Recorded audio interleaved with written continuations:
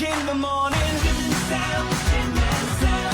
Your best friends are up and performing. Jim and Sam, Jim and Sam. With Travis, Troy, Montone, and Rob, there ain't no way that we can go wrong.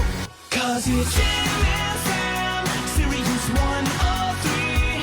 Yeah, Jim and Sam, laugh along with me. 'Cause it's Jim and Sam, such hilarity. Come on, let's start the show. It's Jim and Sam. Sam, Jim and Sam, Jim and Sam, Jim and Sam, Jim and Sam, Jim and Sam, Jim and Sam.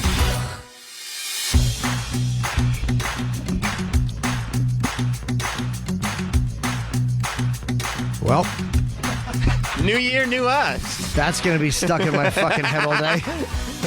I was literally, I heard it just to double check, and I texted you over break to be like, look, You wanted This- to hear me? You wanted me to hear it live? yeah, the song's out there amongst us. Yeah. But I want you to hear it live because I've been sitting there for the last 3 days going,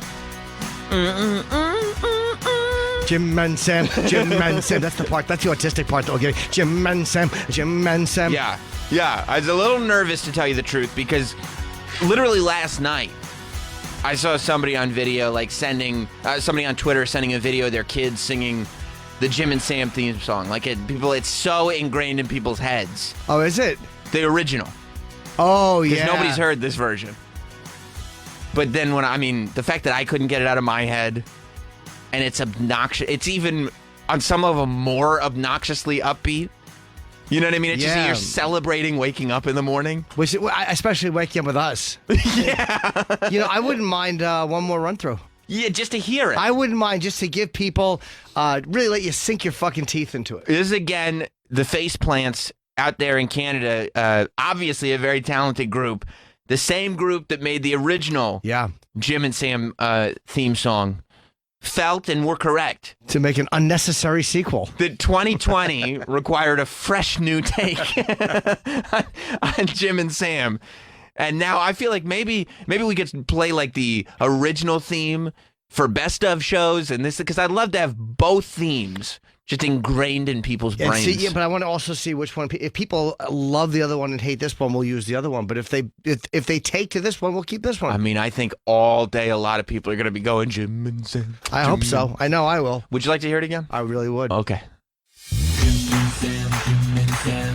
When you gotta wake in the morning. Jim and Sam, Jim and Sam. Your best friends are up and performing. Jim and Sam, Jim and Sam. With Travis, Troy, Montone, and Rob, there ain't no way that we can go wrong. 'Cause it's Jim and Sam, Sirius 103. Yeah, Jim and Sam, laugh along with me. 'Cause it's Jim and Sam, such hilarity. Come on, let's start the show. It's Jim and Sam. Sam, Jim and Sam, Jim and Sam, Jim and Sam, Jim and Sam, Jim and Sam, Jim and Sam. I mean, I adore it. I do too. It's They kept very the good. yuck and I for like the fact that they historical- mentioned Mike and Rob and Troy. I hadn't Love caught that. that. The first time through. I like that like the whole vibe is just, hey, I know we make a couple jokes here, but we're all laughing along Yeah, together. yeah. You're celebrating waking up. It's a good way to look at it. Yeah. With your friends Jim and Sam. Best friends. Yeah. best yeah, friends. yeah. That's a hit. Yeah, I think it's a huge Jim hit. and Sam. Jim and Sam. Yeah. You know what this needs? What's that? It needs like a sitcom I would to accompany it. Entrances, Jim, like a pan over us, but all smiling. This is an Yes. 80s, 100%. or early 90s sitcom theme where everybody's smiling and laughing. I was thinking the exact same thing the first time I heard it. Remember we did all that? Like when Sirius was like, oh, we need an intro footage for our app. And like you walked in the door like all happy and took a pause for everybody to clap for you. There should be one of us like laughing, like Jim, like the hand over there. I can't believe it. Just good natured. All good nature. Good natured. Right. Like, just ribbing going on. Yeah. It's best friends who wake up in the morning and we're performing. Yeah, celebrating the hilarity. Well, good job, man. Thank you for doing that, and So great job. The Face Plants welcome us into 2020. Nice surprise. I found out, what was it, like 2 or 3 days ago, you texted me Yeah. that this is coming through So you know, I don't want you to hear it. So I didn't seek it out from Travis. I'll listen to it on the air. I was sitting there in the movie theater watching Uncut Gems, and there was all this tension of that movie. Did you like it? It was great, yeah. And I get this text halfway through that this song exists, and I just sit there for an hour because I was so anxious to hear the song.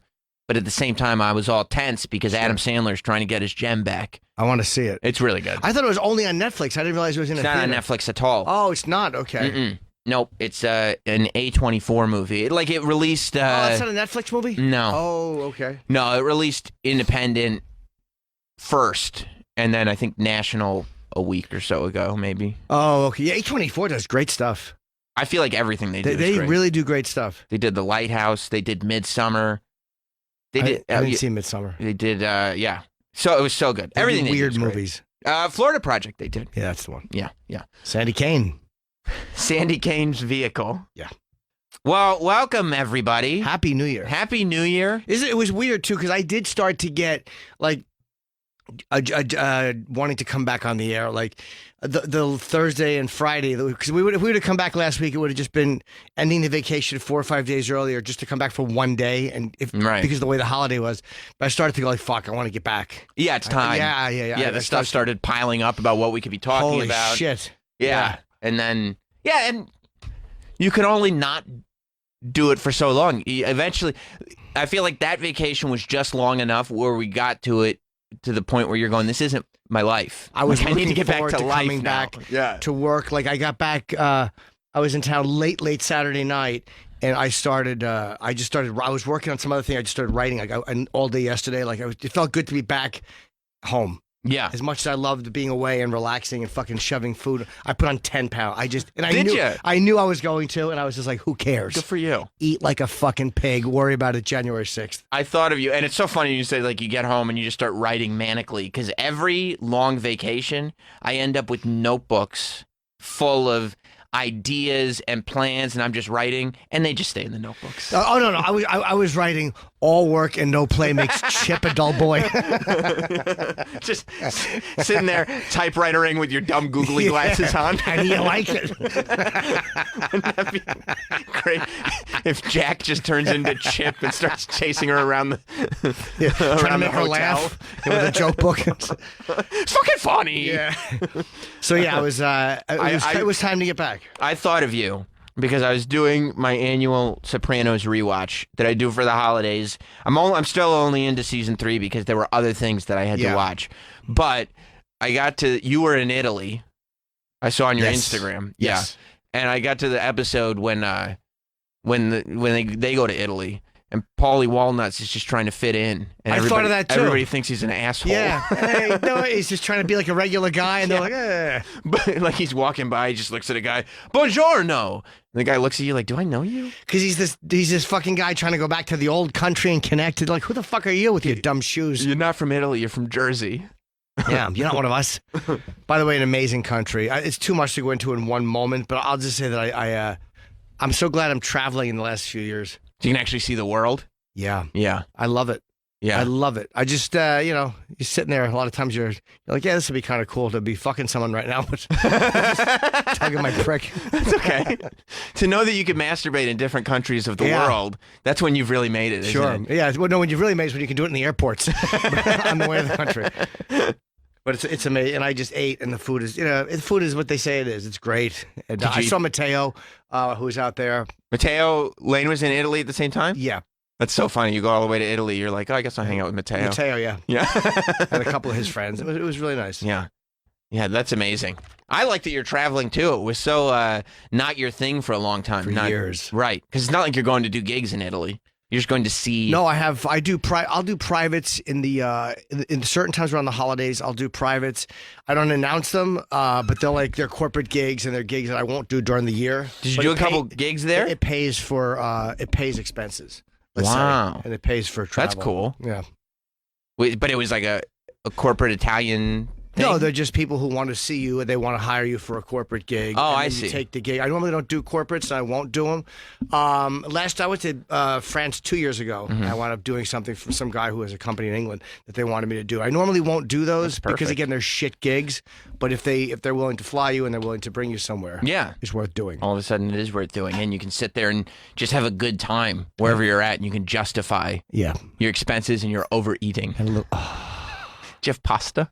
dude. Did you carbo load? It was at the airport until I got back. I didn't fucking stop. Were you just gone for a couple of days? No. It's about 10 days.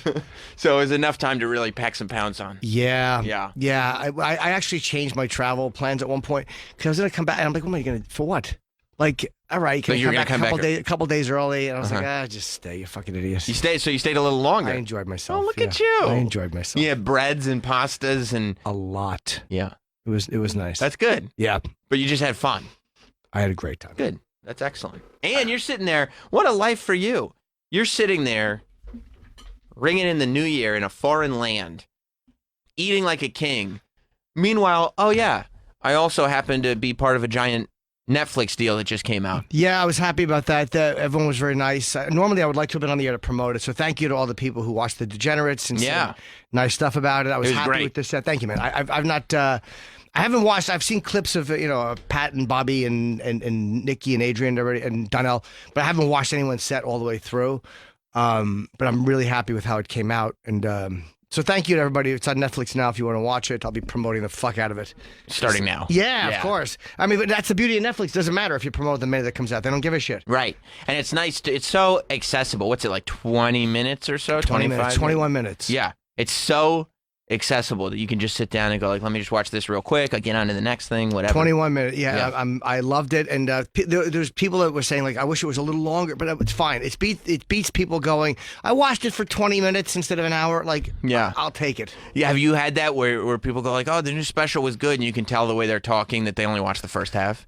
I always assume that anybody who says the special is good is simply being polite and that they heard one joke from it. So yeah, I'm really happy with that. It was came out New Year's Eve, and the response has been great. So thank you, and it's already moving tickets. It's just a great fucking thing. That's fantastic. I was so stupid to almost not do it. You were thinking about not doing it? Oh, I said no. How come? I turned it down. How come? Because I was like, I wanted to do an hour, and then you have an ego about it, or you're like, why should? And then I wound up talking to the guy who runs comedy at Netflix. He goes, "Oh, we really want you to do this. We're going to promote it. We would really like you." And I'm like, if this guy is asking me, don't be a fucking dope. Right. Don't be so stupid. And then I did it, and I'm like, why wouldn't I have done this? I guess, too, if you're so used to working on an hour, filming an hour, starting a new hour, it does kind of mix things up that you're like, okay, I don't have to eliminate my whole hour now, but I do have to I have to find a new 20 minutes. You're pulling the guts out of it. You're pulling Yeah. like a piece of the brain stem, a piece of the fucking lung, all these little pieces out instead of just killing something. And it was also, I didn't realize at first that it was going to be different episodes. I thought it was going to be 6 people, like on like 1 or 2 episodes. I thought Oh. like an old school, like Evening at the Improv. And I was like, no. But then Right. he's like, no, everyone has their own intro. Everyone has their own. Like you go and you click on which name you want to see Jim Norton, you want to see Robert Bobby, Kelly, yeah. you want to see Miss Pat.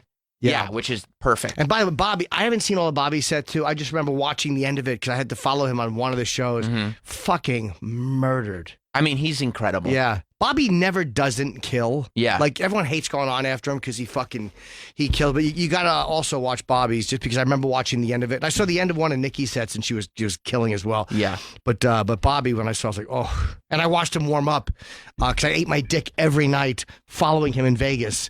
When we were doing the warm ups every night, I had to follow that piece of shit. Yeah. And he was killing. So Bobby, congratulations. I've seen a lot of the response on his has been amazing. Too. Yeah. Yeah, I was kind of surprised that you did some of the suicide stuff because I've kind of watched you work on it and I loved it. I think I told you like when you first started doing it that I was like, I love that stuff. And I was like, okay, the fact that it's on one end, I was like, it sucks for you that it's gone now. Yeah. Oh, there'll be more. That's what, Plenty of life Oh, experience. what do you think? That well is empty. That's not just a fucking a 2-scoop well. There's a lot of stuff.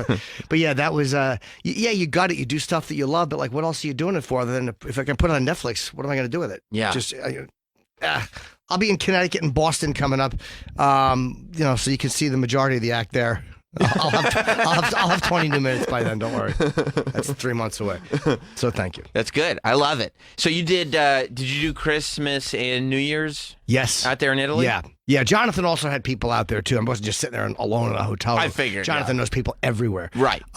It was more interesting than I would have thought. Like I knew Italy would be fun, but it was a more it was a great experience, man. Do they treat Christmas differently? Like, there's No, Or it's the just- same as here. It's a lot warmer there than it is here. So Oh, that's nice. people are walking around and just shopping and eating, and it was just a beautiful country. The people are amazing. You see the Leaning Tower? No, I didn't go to Pisa, wherever that is. Oh.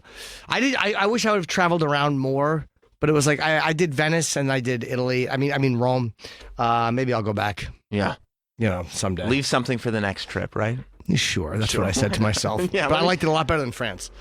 Oh, really? Much better. I think I like Italy better than any place I've ever gone. Look at you with your favorite European countries. Because the people over were here. so Mr. fucking nice. La-di-da. I know. I want to go back to England because the people were so fucking nice. In Italy, Amazing. they didn't give you the Pauly Walnuts treatment. They were all friendly. Yeah. It was a really, really nice, nice holiday, a nice New Year. Just, I needed it. That's fantastic. But I missed my friends.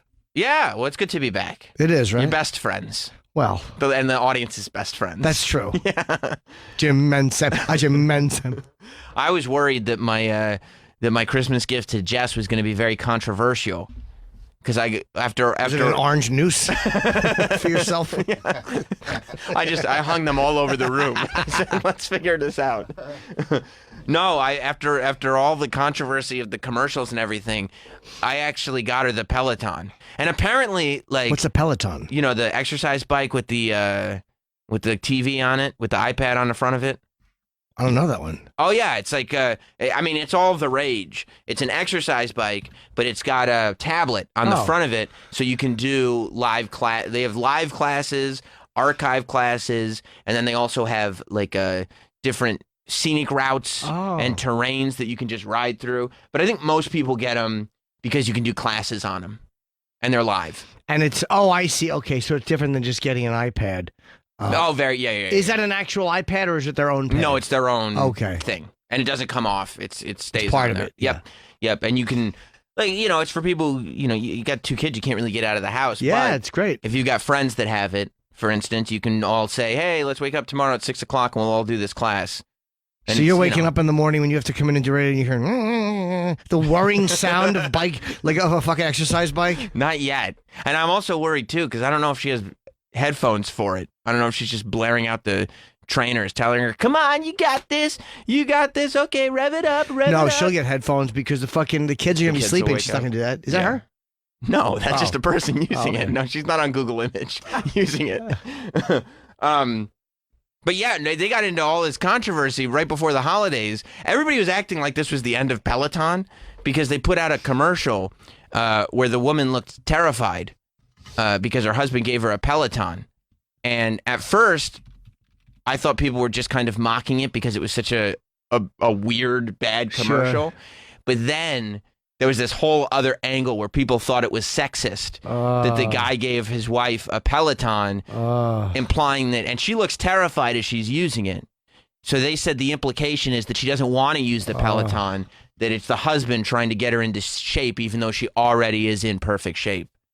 But I'm like, That's what babies people are. it doesn't make any sense. You know what they're really saying? Shut up. They're not really saying that. There's a lot of women. And even that- if they were, so what? Get on the bike, fatso. Get your wife in shape. Get her to lose that last 3.5 pounds. You could do it. There are a lot of women that just want to get an exercise bike. They just want to use it. You can't, no matter how you phrase it, you just can't make everybody happy. No. And then everybody was like, "Oh, Peloton stock is going down. They look like fools after this."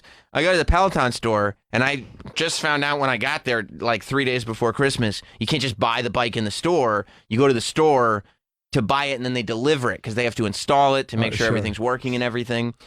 And I couldn't get it delivered to my house until a week after Christmas. That's how many people were buying them. Oh, wow. Okay. So, I don't think that this really hurt them. So how do you tell her that you got her a Peloton? Did she open up something and there's a little thing that says Peloton in it? Yeah, they give you a little package with a hat and a water bottle.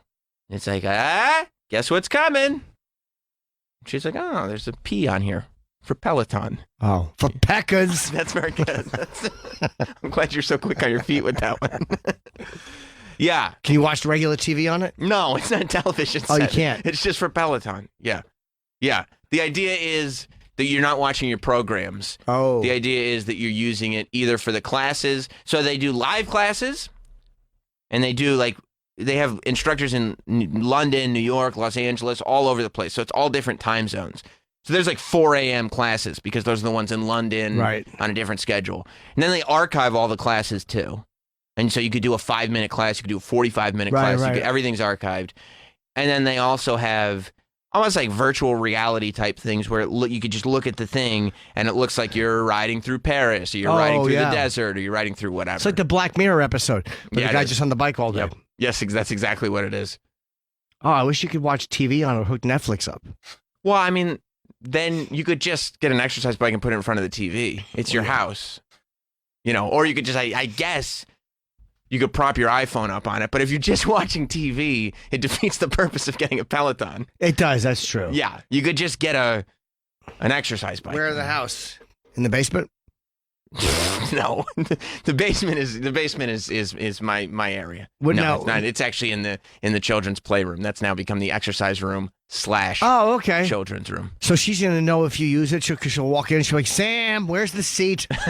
I threw it out. I didn't see any reason for it. Actually, I have to. If I want to use it, I got to get special shoes for it because you have to clip into it. Oh. So you have to buy their shoes so you can clip into their pedals. Oh, really? Oh, wow. It's a Yes. whole fucking thing. It's a whole to do, and you have to spend like the first day with it trying to figure out how to clip in. Really? That took a good 2 hours trying to figure out how to clip in. Finally, once you get it, I think you kind of get it. But watching Jess try to slide those pedals in was about the funniest goddamn thing you could ever see. Just click and then just listening to plastic slide off plastic. Nope, you're not in. You're not in. You're not in. This is ballsy of them to put this out because usually everything that kind of it seems like it works is fast and easy and quick. Mm-hmm. But for them to buy something and go, no, this is only for exercise. You need to get this stuff Right. with it. It's like a commitment to it. That's a big fucking a risk that people can actually commit to it. Yeah, it's like it's like the old Apple model where everything just works for this. If this is what you want, you have to get all this branded Right, thing. right.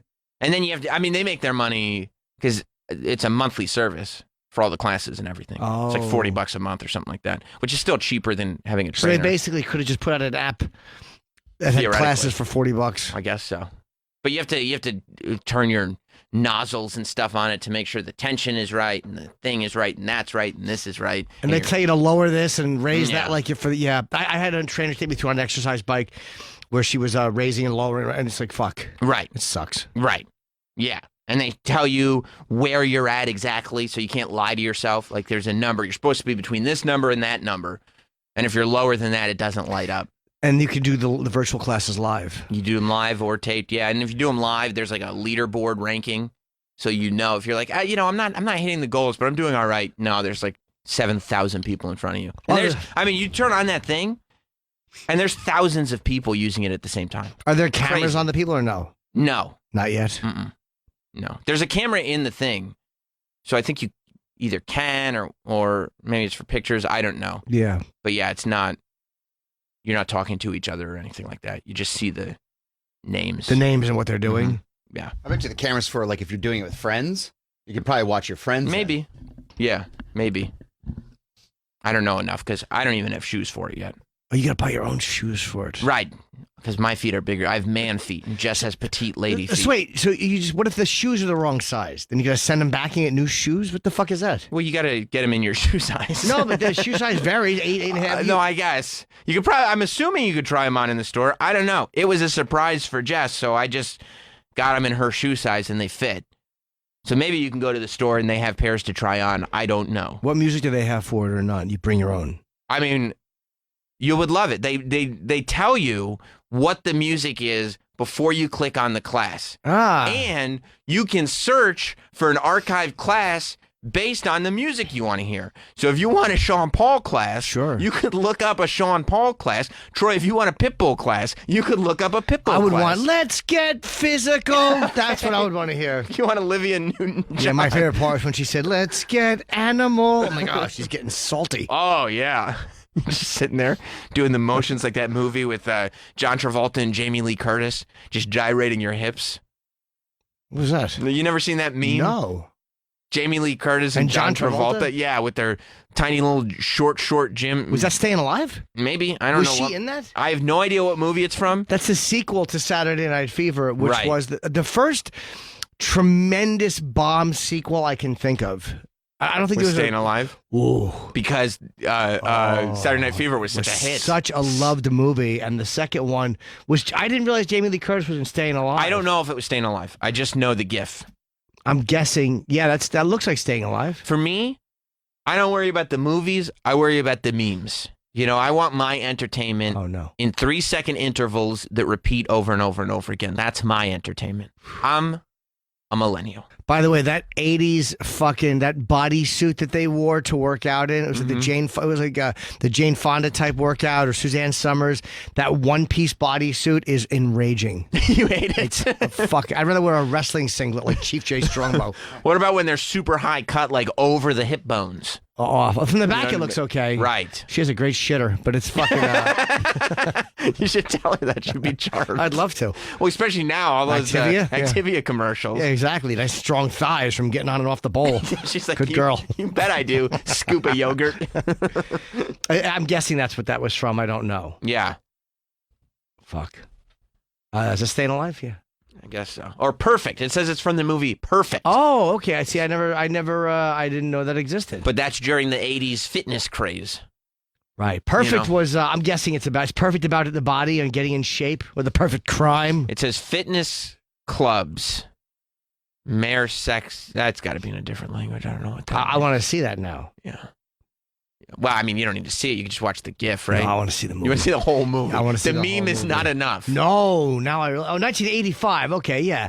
It's only 2 stars. I'm surprised. That looks like the two of them it's- together in the poster. That looks great. That's too bad. Just a couple stars there, huh? That's too bad. He's not even the star of the fucking movie. How does that happen? In 85, I don't know what was going on in John Travolta's life. Maybe it was right before Look Who's Talking. You know what it probably was? I'll bet he had a dip after Staying Alive, and then he waited until Look Who's Talking to come back. No, is that no? Maybe that's just in the in order of appearance. Sometimes they do that too. But the poster is she's standing behind him with her arm looped under him. He's got like yeah. a flannel shirt. His arms are tucked. He's got a flannel shirt and a tie like a substitute teacher. He It's probably tucked into demanded his- she stand behind him. She's like, no, they're always behind me. I prefer Like, it. why would she be pressed up against? No. It just makes sense. I want that hair short. Oh, okay, yeah. Travolta, Jamie Lee Curtis. Oof. Yeah, look up the videos from it, Troy, so you could see the meme. So Jim could see the meme that I was Do talking you think it about. looks like a good movie? It looks tremendous. I've never heard of it. It looks tremendous. Yeah, there you go. That first one right there. It's just those two. Oh, I see. Yeah, see, they just start humping, He's moving his hips. and you could see his dick and balls You in see his his package, short yeah. little shorts, and they go through this scene where John Travolta and Jamie Lee Curtis are just having air sex with each other in the middle of the class. They're making direct eye contact, and they just start humping each other, except they're all the way across the room with all these people. Do you know how silly I'd feel doing that? Ridiculous. Humping someone and looking at them and smiling. Yeah, just doing air humps. Like this could be you, but you tripping. Wow. Is that a comedy? No, I think Oh. it's sexy. I think it's a sex romp. A sexy drama? Yeah, I think it's a sexy drama. Ew. You ever do that in your exercise classes, Troy, or in your yoga classes? Like you ever look at the instructor and just start Start air humping. Yeah, start humping and like make eyes like this could be you. Yeah. Yeah. Super sexy though, right? Yeah, really hot. Should we talk about I watched some of the Golden Globes last night. Oh, I missed the great. monologue. I had to go back and watch it in clips. But I missed it like as it was on live because I fucking forgot the Golden Globes were happening. Ricky Gervais is the only Terrible. Shouldn't be. He's too Awful. offensive. I know. He's sitting there, and we're trying to celebrate these actors and actresses, and I don't know why Ricky Gervais has to be mean-spirited. Oh, he's you know just, what I mean? He's so great. He's the only person associated with any of these award shows in the history of the award shows that understands that the audience is at home. Right. That's not playing to the dumb room full of Hollywood people, that gets that you're broadcasting on to millions, theoretically, of televisions. Those are the people that you're playing to. Yeah, the people at home. And Yes. it's hard to do that because you want to hear the laugh. I mean, and he did get laughs. I mean, he did great, but it's still. Well, he got laughs, but he also got a lot of looks of scorn. Of course he did. He didn't like every joke. Yeah, a lot of them have this whole thing where if you're joking about something, it's not right. But if you're doing a film about it, you're an art. You know, they're fucking irritating. Right, but let's not. Here's the thing. Hollywood loves turning issues outward. They do. Inward, Yeah. not as much. He pointed that out towards the Outward, end. he Yeah. did? He mentioned that? Oh, no. Ricky, why don't you keep it light? You know what I mean? Keep it fun. Why Let's not see- keep it fun? Let's see the opening, because I missed the opening. I was so mad when I first turned it on live. Mm-hmm. I haven't watched it, but I've been grabbing clips last night. I just kept, people were sending, Travis sent something and I was on people's Instagrams and Twitter looking at clips. I watched the whole thing in the middle of my kid deciding to get out of bed every 30 seconds. So it was like I'd watch 30 seconds of the monologue, hit pause, go upstairs, back in bed, Why was he getting out of downstairs. bed? Because he's not in a crib anymore. He's in a bed, and he likes to express his freedom. Just misbehaving. Yeah. Right. He's running around with a pickle in his mouth, misbehaving, Yeah. you know? All right, here is Ricky Gervais. He hosted the Golden Globes last night, Yep. which, by the way, we'll also talk about I was right. who won. Well, I was right. we've got that information, too. Ricky Gervais was, of course, the host again, which is it's the only thing that works on these award shows. He's just mean and funny. And true. And true. You know what I mean? He's just... Here's Ricky. He's got his patented pint at his side. Stop. What are you ducking for? It's not a TV shoot. It is a TV. Oh, okay. He's ducking in front of the TV. Mike Monton came in and ducked like it was a fucking live camera shot. I mean, technically, Yeah. it is a live camera shot, but it's on Yeah. the SiriusXM app. Here's Ricky hosting the Golden Globes. Thank you. Hello and welcome to the 77th Annual Golden Globe Awards, live from the Beverly Hilton Hotel here in Los Angeles. I'm Ricky Gervais. Thank you. You'll be pleased to know this is the last time I'm hosting these awards, so I don't care anymore. I'm joking. I never did. NBC clearly don't care either. Fifth time. So, I mean, Kevin Hart was fired from the Oscars because of some offensive tweets. Hello? Lucky for me, the Hollywood Foreign Press can barely speak English, and they've no idea what Twitter is. So I got offered this gig by fax. So let's go out with a bang.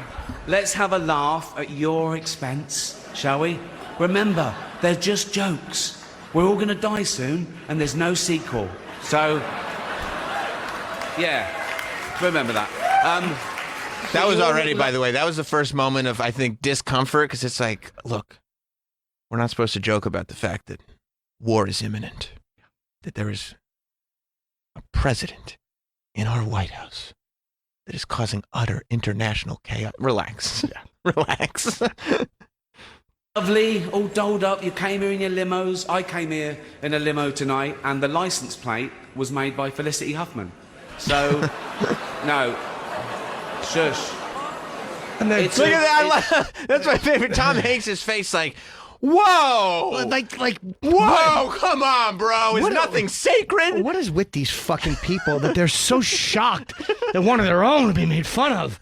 And it's like God, they're hateable. the idea that Felicity Huffman is in jail making license plates is the most sort of innocent Felicity Huffman is in jail joke ever. They really are a room full of stupid assholes. Hey, she's one of ours. Whoa. It's like when Sean Penn stood up. Felicity Huffman is one of the great actresses of our time. God, they're just awful. Yeah, that's what I was thinking. That celebrities really don't get enough respect and really don't get put on a pedestal nearly enough. Mighty. You're right. It's her daughter I feel sorry for, okay? That must be the most embarrassing thing that's ever happened to her. And her dad was in Wild Hogs. So, lots of big celebrities here tonight. I mean, legends, icons, yeah? Look, at this table alone, Al Pacino, Robert De Niro, but...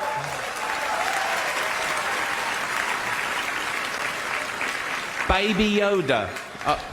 Oh, that's Joe Pesci, sorry. That one. Oh, was Pesci there? I didn't even see him. I didn't see him, so I don't know if he actually showed up or not. But when he said that, I was like, "Holy shit!" Like I thought Joe Pesci was the one guy that you wouldn't make fun of, and it took him a minute and 40 seconds to hit Joe Pesci and call him Baby Yoda. Hold on, I'm looking from the back. I see Pacino, somebody, Keitel. Somebody. De Niro. Oh, wait, no. Keitel, Romano, person, Scorsese, De Niro, I can't tell if Pesci's there from this table shot. Would you have been all right sitting at that table? They asked me to go, but I was like, I couldn't. Because you had to wake up early for the show? Yeah, and they also wanted me to face the other way. I'm like, I'm not going to have my back to the... Right, no, that's smart. That's show business thinking. Yeah. Yeah, I mean, Ray Romano's sitting there, though. Yep. It's amazing, isn't it? Such a good actor, by the way. He's great. Yeah. Love you, man. Don't have me whacked. But tonight isn't just about the people in front of camera. In this room are some of the most important TV and film executives in the world. People from every background, but they all have one thing in common. They're all terrified of Ronan Farrow. He's coming for you. And they're wow, and these fucking babies. Well, yeah, are they like, don't. Whoa! They don't like that. You know why? Fuck them. Because it's very true. Very true. And they're like, I wish you wouldn't bring that up right now. They really are of the mindset, we don't talk about old shit. Yeah. So if we could not. No, we don't talk about our shit. Our shit, that's right. We don't talk about our shit when we're all in the room together. Hey, let's not air the family business in public. Yeah. You know why they can't laugh at that? Because it's still actively a true thing. Yeah, of course it is. You know what I mean? You could laugh at it if it was something that used to happen, but everybody's sitting there going like, yeah, that happened to me. Yep. You know? Or, yeah, I did that. Look, talking of all you perverts, it was a big year. It was a big year for paedophile movies. Surviving R. Kelly, Leaving Neverland, Two Popes. Shut up. I don't care. This is great. The guy who played Jonathan the Pope, Pryce. Jonathan Pryce. He didn't like that. He was in Glengarry Glen Ross. He's the guy who was like, I need my deposit back. Right. That's him. And by the way, I watched that movie. It was great. The Two Popes? Francis and Benedict. It was him and Jonathan Pryce, Anthony Hopkins. Great fucking film. Now, I hate to correct our friend Ricky. That wasn't a pedophile movie, was it? Well, I mean, the pedophile angle was in Benedict was the guy who was on the kind of the desk that stopped that covered a lot of these pedophile allegations up. Did they address the pedophile stuff? Mildly, not as much as I would have liked to, and it actually made Benedict look like a better guy than I thought he should have, and it made Francis look worse than I thought he should have. Huh. I like that he's not. He's like, oh, he is not. Don't bring that up. Yeah. Why you bring that up? Yeah. It was a great movie. Yeah, he's All telling right. you it's a serious work. Yeah. Why don't you respect my performance? I don't care. Many talented people of colour were snubbed in major categories. Unfortunately, there's nothing we can do about that. The Hollywood foreign press are all very, very racist. So, fifth time. So, we were going to do an in memoriam this year, but when I saw the list of people that had died, it wasn't diverse enough. No. It was mostly white people. And I thought, nah, not on my watch. So, maybe next year. Let's see what happens. No one cares about movies anymore. No one goes to cinema. No one really watches network TV. Everyone's watching Netflix. This show should just be me coming out going, well done, Netflix, you win everything. Good night. But no, we've got to drag it out for 3 hours. You could binge watch the entire first season of Afterlife instead of watching this show. That's a show about a man who wants to kill himself because his wife dies of cancer. And it's still more fun than this. Okay? Spoiler alert, season 2 is on the way. So in the end, he obviously didn't kill himself. Just like Jeffrey Epstein. Shut up. I know he's your friend, but I don't... How great is that? Oh, it's so great. Oh, it'll fucking groan. I love that they go to Adam Driver, who's like smiling, going like, "Yeah, it's true. Yeah. Yeah, he is their friend." You had to make your own way here in your own plane, didn't you? Right. But seriously, most films are awful, lazy, remakes, sequels. I've heard a rumour that there might be a sequel to Sophie's Choice. I mean, that'd just be Meryl Streep going, well, it's got to be this one then.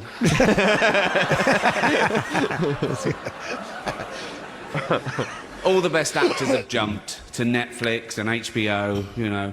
And the actors who just do Hollywood movies now do fantasy adventure nonsense. They wear masks and capes and really tight costumes. Their job isn't acting anymore. It's going to the gym twice a day and taking steroids, really.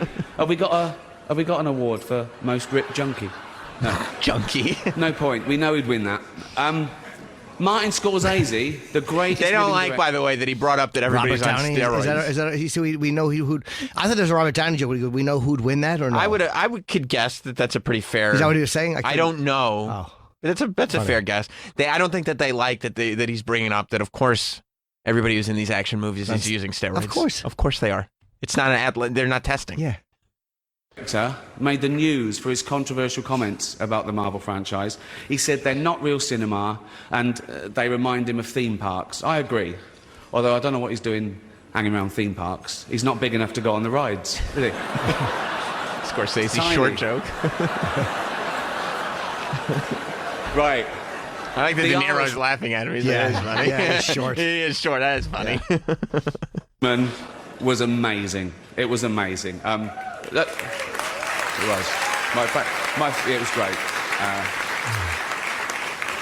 Long, but amazing. It wasn't the only epic movie. Once Upon a Time in Hollywood, nearly 3 hours long. Leonardo DiCaprio attended the premiere, and by the end, his date was too old for him.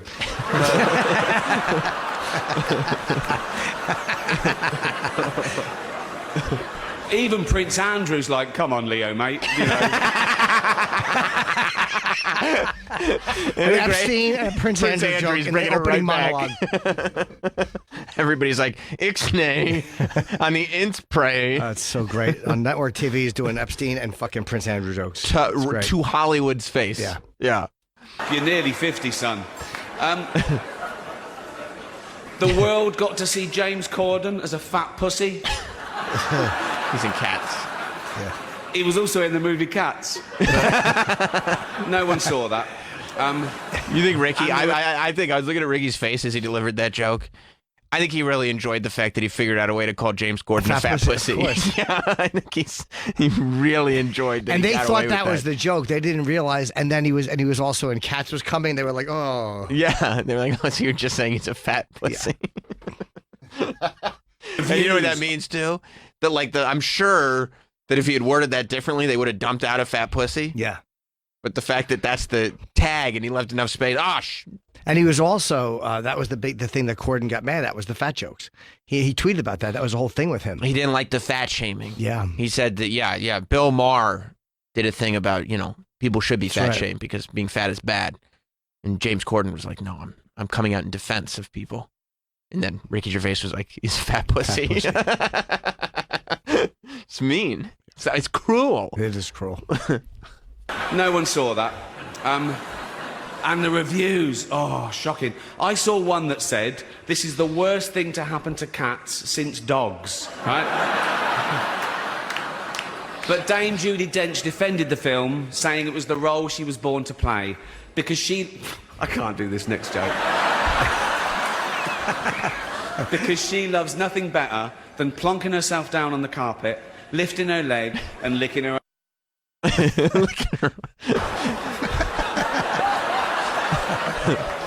I'm assuming it was her own asshole. Yeah, or pussy. Or yeah. pussy, One of the yeah. two, yeah. Dame Judi Dench. Furball. She's old school. It's the last time, who cares? Oh.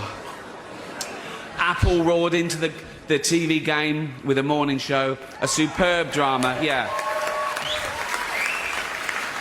A superb drama about the importance of dignity and doing the right thing, made by a company that runs sweatshops in China. So, well, you say you're woke, but the companies you work for, I mean, unbelievable. Apple, Amazon, Disney. If ISIS started a streaming service, you'd call your agent, wouldn't you? So, if you do win an award tonight, don't use it as a platform to make a political speech, right? You're in no position to lecture the public about anything. You know nothing about the real world. Most of you spent less time in school than Greta Thunberg. So, if you win, right, come up, accept your little award, thank your agent and your God, and Fuck off, he said.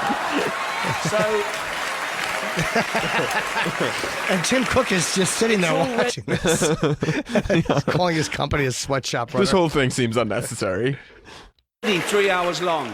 Tom Hanks isn't that thrilled with the whole thing. The dumb face on Tom Hanks. He's like, all right, I mean, if you really think so, but you know, Alright. a lot of us have a lot to say, Ricky. It's hard not to like Tom Hanks, though. It really is. Except when you hear his son, Chet Hayes. Well, you know, I was so happy Chet Hayes was at the Golden Globes He last was. night. He was. he behaved himself. Except he did a Jamaican accent on the red carpet. It's the most incredible thing. Let's finish this, and then this is the first time I'm bringing it up even to the staff. I saw it last night. Troy, after this, when Jim and I are having our little talk, maybe you go on Twitter and see if you can find Chet Hayes on the red carpet. You're going to love it. Go on. Right, let's do the first award. The first award. The first award is for Best Actor in a Television Series, Musical or Comedy. To present the award are a couple of actors off the telly. What can I say? Jennifer Aniston and Reese Witherspoon. There it A is. couple actors off the top. Ricky's monologue Yeah. was so good, and he Very was good funny. all night, too. Yeah. The joke that he did about Weinstein, they were all like, whoa. We have that, too. Can you hear the Harvey Weinstein joke? Yeah, while you... there you go. It's Golden Globes 10. It was perfect. Kill me. We're nearly done. Jesus. It's already... Right, last one. Come on, guys. Our next presenter starred in Netflix's Bird Box, a movie where people survive by acting like they don't see a thing. Sort of like working for Harvey Weinstein. You did it. I didn't. You did it. Shut the fuck up. Please welcome Sandra Bullock. You did it. I didn't do it. You did it. Whoa, let's not bring that up. Yeah, I was very excited. You can look at, I saw it on Twitter, Troy. So look up like Chet Hayes red carpet and click videos. What's his real name? I'm assuming Is it Chet Hanks? Hanks or something like that. Charles Hanks, I don't know. But I got so excited because Tom Hanks brought his entire family. Haze. He got the Cecil B. Yeah, haze, Troy. You know, like smoking weed, like a haze. There it is. That's the one. Tom Hanks brought his whole family because he accepted the Cecil B. DeMille Award. And I was just, Tom Hanks is clearly a good man. He's looking at his family, Yeah. and he was moved to tears during the speech because he was Yeah. thinking about how fortunate he is to have his lucky. family. How Yeah, lucky. Sure. And you look and you see Colin Hanks. He's great. He looks. When you talk to Colin Hanks, Yeah. and you can't believe he's a great actor. Fine actor. And he's become so reminiscent of his dad and his Yeah. mannerisms. And it's amazing. You see the Hanks legacy living on. His beautiful wife, who's a great actress. His other kids that are not actors, but still, I'm sure, very proud of him. Enjoying Tom's fortune. And then you see Chet Hayes. And I was watching with my wife. And I was like, oh, Jess, Chet's there. Chet Hayes is there. She's like, who's Chet Hayes? And I was like, that's Tom Hanks' rapper son. And she's like, he has a rapper son? Yeah. I'm like, yeah, it's Chet. And she takes one look at the table of Hanks, and she goes, I bet I can guess which one Chet Hayes is. See the one with the fresh fade? I'm like, yeah, that's Chet. Here's Chet Hayes. Somebody put a camera on him on the red carpet. Now, Jim, you're already cringing I'm uncomfortable. because you see he's got a bit of a swag about him, doesn't he? Yep. He's got one shoulder up, one shoulder down, lips are a little pursed. You would think your dad's here to accept an award that is celebrating his entire career. This is saying like Tom Hanks and his entire body of work leaves him as one of the elite actors in Hollywood history. Maybe don't do the rapper gimmick. You're probably thinking that, Jim. Yeah. But here's what you don't understand. It's not a gimmick. It's real. That's right. You're It's right. life. I stand corrected. Sometimes when you're Tom Hanks' Yeah. son, this is what your life Sure, is. yeah, it's You're rough. Chet Hayes. Yeah.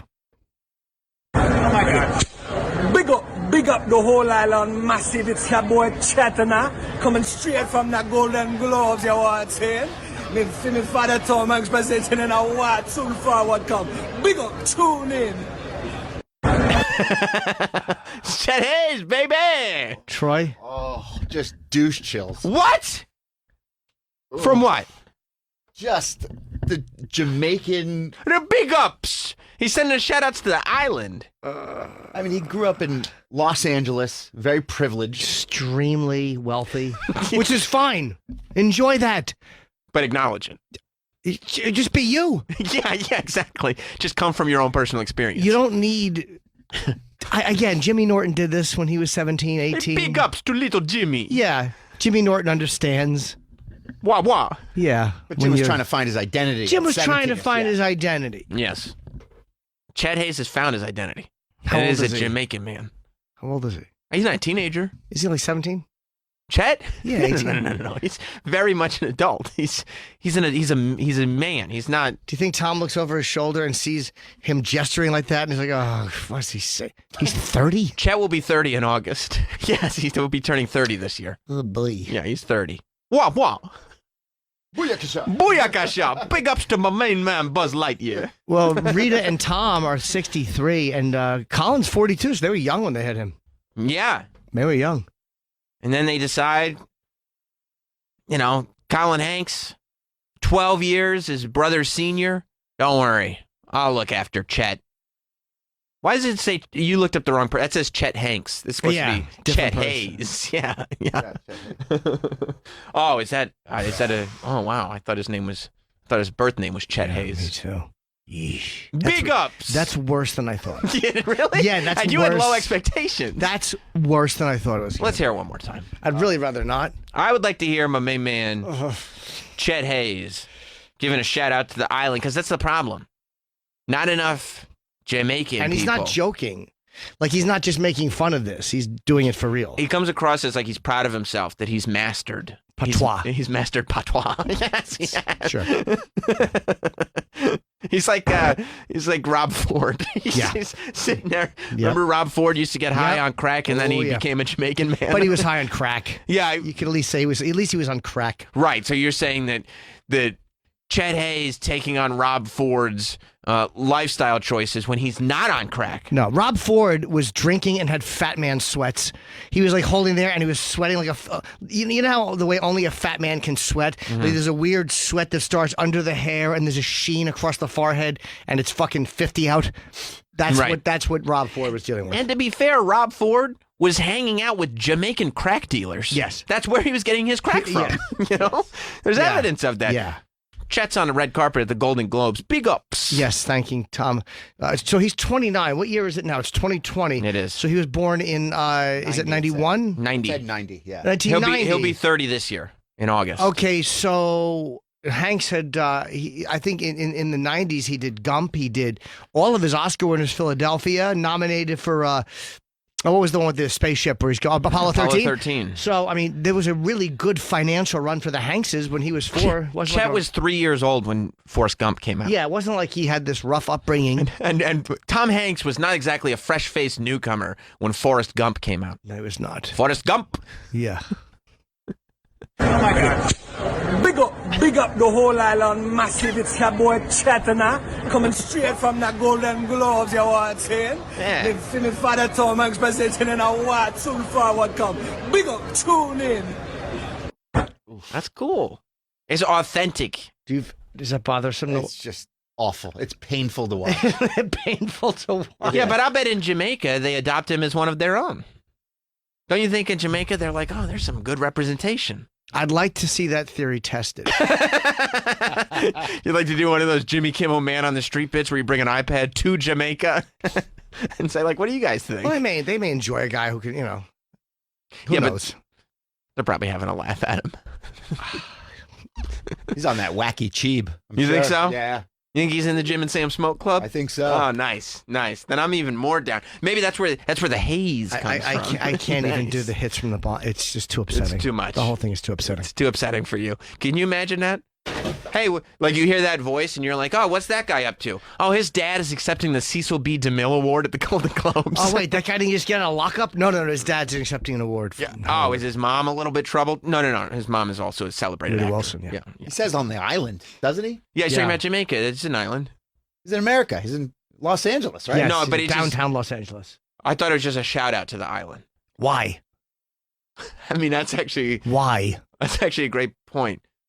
Because I thought it was like how a lot of the actors would be like, they'll accept their award and they'll shout out to their kids back home in bed. Hey, little Tom Hanks Jr. All right, Dad won his award. Go to bed. Chet Hayes is doing that, but for his people on the island. That's right. Is this the way he talked before? Before what? Well, remember he was like, wasn't he on Sway or something? And there was No, some- he doesn't. He doesn't normally Oh, so this is just for this. speak like this. Yeah, he's letting the people know though that he's down with that culture as well. No, he doesn't day to day speak in the Jamaican accent. I think he's got a little flavor to him. He's But- been doing this for a while, Oh, though. Rude Jude. He was on. Did he get? He got into a fight with Rude Jude. He did get into a verbal altercation. Why'd they with Rude Jude. argue? It's Rude Jude. I don't think was taking him seriously. Which I think is wrong if you're gonna have a guest on your show. I think you should always treat them with the utmost respect, like we did with Nancy Grace. How come we haven't seen Jude in a while? He isn't. He's LA based. Yeah, okay. He hasn't been around, and I think he was in Detroit for a while. But I like Jude. I'm previewing this. He's not talking like that. That's weird. Well, but he's not, because he's not sending a shout out to his people on the island. Ah, okay. People like it when you talk like them. So if you're going to give a shout out, you adopt their dialect. Yeah. People like that. You guys- Otherwise, they don't understand. You guys want to hear a second of what his real Yeah. speaking voice is? Sure. I mean, all right, but real speaking voice. He's just, who knows which one's real, which one's not. In my life and everything. So it was dope. Yeah, so Nice. Oh, Yeah. it's very organic. But that's incredible that he could Good for him. He could mold in Yeah. that way. That's incredible. That's how you get people to like you. yeah, They exactly. accept you if they're like, oh, he can speak like us. He gets us. People love a chameleon. Yes. People don't like They don't want you unique just to be you. personality. No. They don't like that. No. No. How do you turn into the person I want you to be and not just yourself? When I see Sway or Stan, I don't think I say hello. What do you say? Stop. So you do you're like a 1994 Def Jam. Yes. Like, yeah, that's and then they're like, oh, Jim gets it. they like that. 'Cause they're like, Yeah. oh, finally I can understand. It's not condescending at all. No. I'm like, I understand you guys. Right. I'm I'm one of the good ones. gonna speak differently, Yeah. so that you get that I'm one of the Absolutely, good because ones. if I'm just me, you won't get it. Right. And you won't like me. I'll be over your head on Yeah, that. I'll be Yeah, over no, your no, head. no. Yeah, that makes sense. That's good that you do that. Sure. That's good. helpful. So Jim, you were right about. We were both right about some stuff, wrong about some other stuff. I don't think either one of us expected that 1917, The director, Sam. the director and picture, it beat The Irishman for Yeah. best picture. It's not. The Golden Globes kind of stinks, though. So I'm not shocked that a shitty decision was made. I am shocked about Pesci, which I thought was a terrible decision. But again, you can't take this stuff. Yeah, Brad Pitt beat him, right? Yeah, and Brad Pitt was very good, but he was not better than Pesci. How does the entire Irishman get totally shut out? Like, Yeah, you know why? Because it was on Netflix. yeah, but they, I believe. I think the Hollywood Foreign Press is being loyal to their, business Maybe. model and theater owners. The movie theater owners and the movie theater Maybe. business doesn't like Netflix. yeah, That's why. They couldn't get The Irishman in mainstream theaters. They couldn't get it in the chains, AMC's and Regals and stuff like that. They would have put it in there if they could. Sure. You don't ever see Netflix movies in there. That's not Netflix's choice. Yeah, that's a good point. 1917 beat The Irishman and The Joker. Once Upon a Time in Hollywood won for musical or comedy And best script. and best script. You thought Rocket Man was going to win best musical or comedy, I did. Yeah. but I didn't think they were going to win anything. I was shocked that they gave the kid who played Elton John an award. So that does go more towards what you were thinking they would do. the kid who played Elton John, beat Leonardo DiCaprio, beat Eddie Murphy. I mean, The guy who played Elton John beat. I mean, Yeah. come on. yeah. Chernobyl won. DiCaprio was. You so thought good. Unbelievable was going to win. What was unbelievable? Unbelievable was the your cop drama show that, Oh that was yeah, ruined yeah, by yeah, Colin yeah, Quinn. yeah. I thought that was going to be. There were some of the awards that were like, oh god. I mean, I don't know if I want to talk about all of the awards. Fuck off. What I saw. Yeah, you go up there and accept your award. We're not all getting them, dick face, shit farts. Shit farts. Yeah, you going up there and just accept it, and we'll just kind of sit here with our dicks in our hands. What? You think that Roman was upset that the dad got an award and the show got an award? But Yeah, what Roman... else does new dad always wins? I'll just sit here, fuck, pussy, shit farts, turds. Wait, you think he curses just to make Yeah, himself big tits, interesting? tits, boobs, milk, cum, cunt. So unfortunately for And we can do this, man. unfortunately for the people who don't want the show spoiled for them, Brian Cox won for Best Actor for the show Succession, and the show Succession did indeed win. Sure. I mean, I'm really glad that it beat the morning show. I am too. I'm glad that it won. I like Well- Succession. And you know what it said to the rest of the nominees? Fuck off. That's right. Like, I love HBO and I love their stuff. So even though I don't love this show, Mm-hmm. I'm happy that You're happy if for it had to HBO. be a show that I don't watch or that I don't love, I do watch it. I don't love it. I would have to say I'm happy that it's with HBO because I love those guys. Do you think that Shiv's husband was trying to get in there and accept an award too? Yeah. I have to remember how to do it. Shiv. Do you think they like me? Shiv. Dad, He was wondering why you. I didn't get nominated. Did you win? I got Yeah, what's he doing here? I got a tweet from somebody that said, "I'm one episode into Succession and Jim's already ruined it for me." By the way, that's why, he walked in to sit at the Golden Globes. Said, "What's he doing here?" Dad, I didn't get nominated. Can I watch? Shiv, do you think they like me? Do you think that I could get Shiv, do you think there'll be a chair for me at the Golden Globes, Shiv? Hands up in the air, palms facing in. Yeah. Oh, fuck. It's just caricature after caricature. Fuck off. Yeah. Fuck off. But I guess they also like the idea of that mogul being the villain. You know what I mean? Of course they do. Like they could say, "No, those are bad." Although I would like to have seen, I don't know. I didn't see Billy Porter's. Kit Harington, I just liked. I liked Because you like Game of Thrones. But again, But everybody Was it hated a- the last season. was it a better performance? Just because I don't know. I don't think Brian Cox did. To me, it's very one note.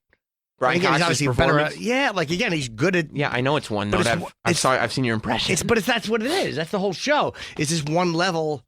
There's no. He's had one moment What's the moment? when he was hugging Kendall. You know what I mean? At the end of season one, that Yeah. was one moment that show. It was almost like fucking stupid. Kieran Culkin's had like one moment where they let him do something else. What about Whereas- when Brian Cox was sick and on accident he put his daughter's hand on his crotch? It was amusing. Okay. Sure, it was hot. Yeah. Yeah. I was so happy to see Yeah. Succession win. Yeah. For multiple reasons now. Yeah. Yep. Oh, congrats, guys. You were happy for him? I can't believe that the morning show. Did Bradley Jackson get nominated? She Yeah, was oh, yeah, she did. Oh, good. Yeah, well, she Message. represents the new The generation. message is so strong. She's what the media really is, bringing a strong message. I didn't even watch The Crown, and I was so happy that the lady from The Crown won and beat Jennifer Aniston and Yeah. Bradley Jackson. I saw season 1 of The Crown. It was great. Yeah. I don't think anybody was shocked that Parasite won Best Foreign Language. Did you see Parasite? I did. It's great, right? Wasn't a foreign language to me. I got it. It was a good movie, though, right? It was weird, but very unique.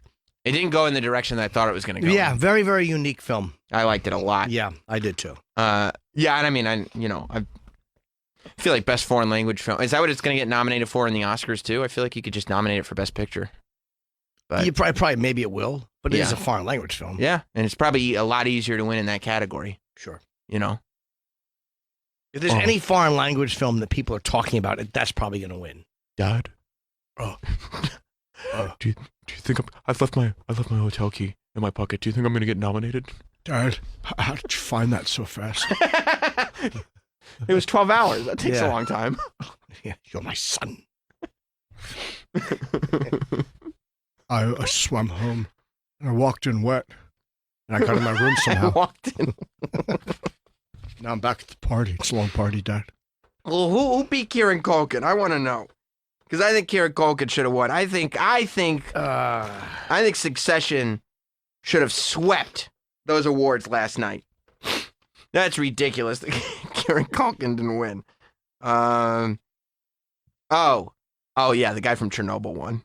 And he was really. You were sure Kieran Culkin was going to win. Yes, I was. I was happy that Chernobyl. Yeah, I think you were. I think you were less sure that Kieran Culkin was going to win, more afraid.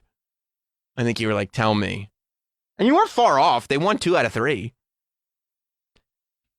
I bet Kieran Culkin had really. Stellan Skarsgård. I bet he had something really pithy to say to Stellan Yeah. Skarsgård afterwards. You know, winning an award. I mean, yeah. Yeah. Performance bombed harder than Chernobyl. Yeah, I know. I mean, I'm doing the best I can up here. You know, the pussy lips.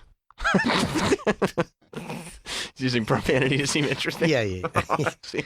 Yeah, man, maybe I'll just jerk off on the back of the podium and see what you can do. Oh. So, yeah, it was enjoyable. I was happy for Tarantino. And Joaquin Phoenix, a dull speech. Just, you know, he's an interesting guy, but to fucking just shut up. He's one of But those- But he was so good, and he deserved, I thought. He deserved the award, but Yeah. I feel like Joaquin's one of those guys that would probably be happier, and I think the rest of us would probably be happier if we just watched him perform. Sometimes with these actors, you don't need to get to know them. You don't need to hear what they have to say. Just appreciate the performance. I'm happy to just know the Joker. You know what I mean? Like, I'm not... Yeah. I don't need to know Joaquin. We'll just talk to the Joker and whatever other character. He's a great actor. Didn't it win best won score as well? score. Which was great. And yeah, and it won Best Actor Yeah. in a motion Well picture done. drama. Yeah, and he deserved it. He was incredible He was in that great. movie. He was fucking great. I didn't realize how much weight he had lost for that movie because he was much fatter he when did he was chub not up the a Joker. little bit, right? Yeah, Yeah. I thought so. Like, he looks a little heavier. Definitely. Like, he doesn't even look like Yeah. Arthur Fleck anymore. Did you hear Sacha Baron Cohen's joke? No, It was very funny. I had the volume off when he. I mean, they were showing him, but then I had the volume off. I was writing. Yeah. And it's a tough position for Sacha Baron Cohen to be in because to watch Ricky Gervais just destroy the entire room, you know what I mean? To go up there and still want to be edgy and want to be honest and not placate, but you know what I mean? By the way, that's a small room. Yeah, well, it's That is a tiny fucking room with all mirrors. the Golden Globes is the one where it's not in the auditorium, it's just the famous Wait, am I people. crazy? Are they, oh no, those are not all mirrors. I'm sorry. No. It goes back. Yeah, it does. Those are. I thought for a second that was only a tiny table. Oh no! See that the floor In the- area right. is the famous people, and then the walls behind it. Yeah. It's like one of those old like mob clubs. Yeah, that makes sense. Okay. Yeah. It's like the club that Don Rickles performed in The Irishman, where it's like a little bit tiered. The Copacabana, yeah. Yeah, the By Copa. the way, I don't understand. How did he not get nominated? How did his show not get nominated? Who? Is Sacha Baron, wasn't that this year or no? I believe it was this year. Yes, and I believe it was. Or is that for a TV that shouldn't have been nominated? No. Oh, no, Golden so Globes is that's right, TV. you're right, I you're think there right. was controversial that it did not get nominated for best comedy. It's or crazy. It's stupid. It's so creative and real life and original, and he was so silly, and I don't know how that didn't even get nominated. I think there was controversy because I think SNL got nominated, but Of course. This Is America didn't. And it's like you convinced a politician. Yeah. Say the N-word and shove his ass on. Yeah, he said the N-word and put a dildo in his mouth. You ended politicians' careers because your show was that. And it's so, I mean, it says a lot about the culture that we live in because I feel like This Is America was Ali G level genius, but it didn't get a quarter of the kind of publicity that it got. If anything, it was like, Sarah Palin came out. She actually was the best. He had OJ in it. yeah. It did get nominated last year, Travis? Oh, okay. All right. We're a year off. Okay. Yeah. And maybe it was the Emmys that it didn't get nominated for or something like that. I think there was a controversy. Yeah. I mean, that Quinceañera skit has to go Which down one? in history. The Quinceañera skit? Was that the guy with his ass sticking out? No, it's the one where they do the they set up a fake quinceañera to try to attract illegal immigrants, but it makes it look like it's pedophiles trying to get 15-year-old girls there, and then they call the cops, and the cops come to try to arrest the people and accuse them of trying to attract teenage girls to their party, and they're trying to explain to the cops that no, we're on your side. We're just trying to capture illegal immigrants, but they look like pedophiles. And there's like they have like condoms and Rohypnol. Like when the cops just plainly say what's going on. You're dressed up like a little girl. There's a piñata full of condoms. There's Rohypnol over here. You're like, well, like when you say it like that, it sounds pretty cut and dry, I guess. I remember he had a fake pussy. Yeah. He set it up in a way where they all thought they were going to bust illegal immigrants. I didn't see that sketch. Dude, I think it was the last episode of the series. It's so good. That, and I mean, I don't know why the OJ skit on that show should be aired every 6 months on every channel on television. Yeah. He's a genius. Yeah, he is really a genius. He's brilliantly funny. And as well regarded as he is, he's still underrated. Yeah, I think he is. All right, here's a joke.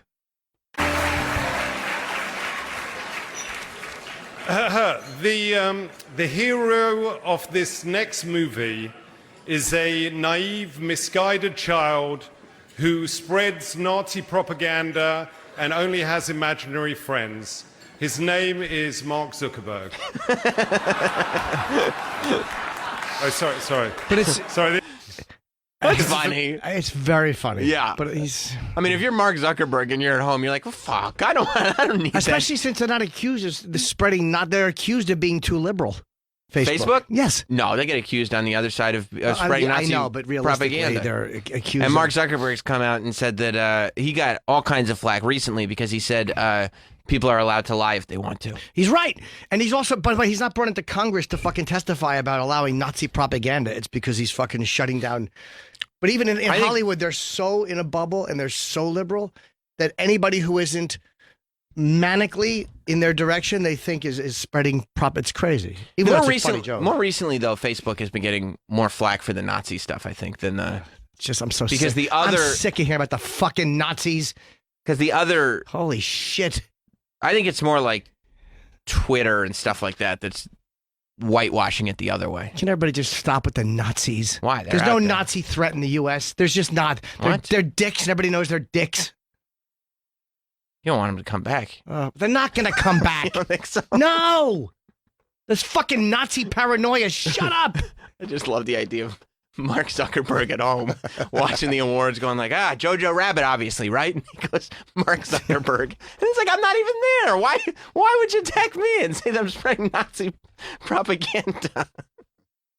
Oh, I just love an unnecessary harsh shot. And they groan? Did they groan? You want to hear it? Yeah, probably, because they said Nazi. And but here's the thing. Like, they don't even give it time to figure out what the joke is. They're just like, oh, I don't know about that. They just get nervous because you're even broaching the topic, you know? Oh, sorry. Sorry, this is an old intro for The Social Network. I'm actually talking about Jojo Rabbit. It's nominated for 2 Golden Globes and it's directed I've never seen that. Is it good? I got didn't that in watch the mail. it. I got a whole bunch of movies in the mail. Yeah, I got a bunch of screeners, too. That's how I watch Parasite. But they send them on DVD now. Well, they always send them on DVD, but there's no digital, I guess, for when people blasting them out there. Yeah, it is weird now. It used to be you get them on DVD and it was the most convenient thing, but now... Yeah. Like, I have a DVD player hooked up in my house that really only gets used this time of year. I got a plug. I got one for the laptop. I don't even know if it actually works now. It's an older one, so I have to see if it even fits into my laptop. It's an external? Yep. Yeah, I lliterally have to plug an HDMI out of the cable box and into the DVD player because it never gets used. Yeah. But, yeah, I thought the other thing that was funny, I didn't even realize this until the show last night, but I love that the live-action Lion King was nominated for Best Animated Feature because it wasn't live action. You know what I mean? Because it's completely CGI. but it was still. Oh, yes, So it's yeah. really just a remake of The Lion King with updated animation, but it didn't win anything. I think Jay-Z and Beyonce were there because Beyonce has a song in it, but that didn't win anything. Good. Why good? Just because Ugh. you're an agent of chaos, Jim. Ugh. Yeah. I want to see a montage of all the faces that were upset at Ricky. They had them. They were on Twitter. They had a bunch of them. So Hanks great. and again Jonathan Price. There was So a few great. others shocked. People couldn't believe that they were. One of the girls from the Gilmore Girls was there just looking on, going like, no, this isn't right. This isn't right what Yeah. you're doing. You can't be doing this. Yeah.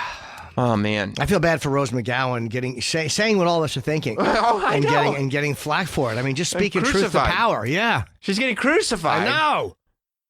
All she did was wave the flag of Iran. And apologize for 52% of America. We're Right. deeply sorry. We disrespected your flag and your culture.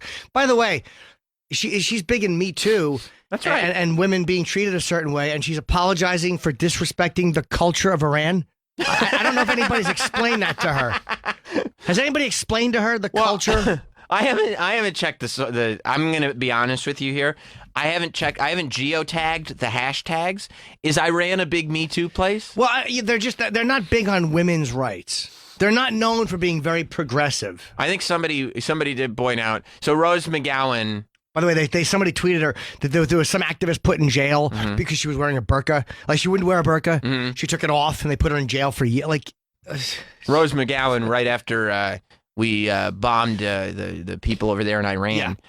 Rose McGowan. the guy Trump killed that guy. We killed the general over there. Rose McGowan tweeted out a GIF of a waving Iranian flag and apologized for 52%. Dear hashtag, I'm glad she hashtagged it. You know, it's really good to have that social interaction.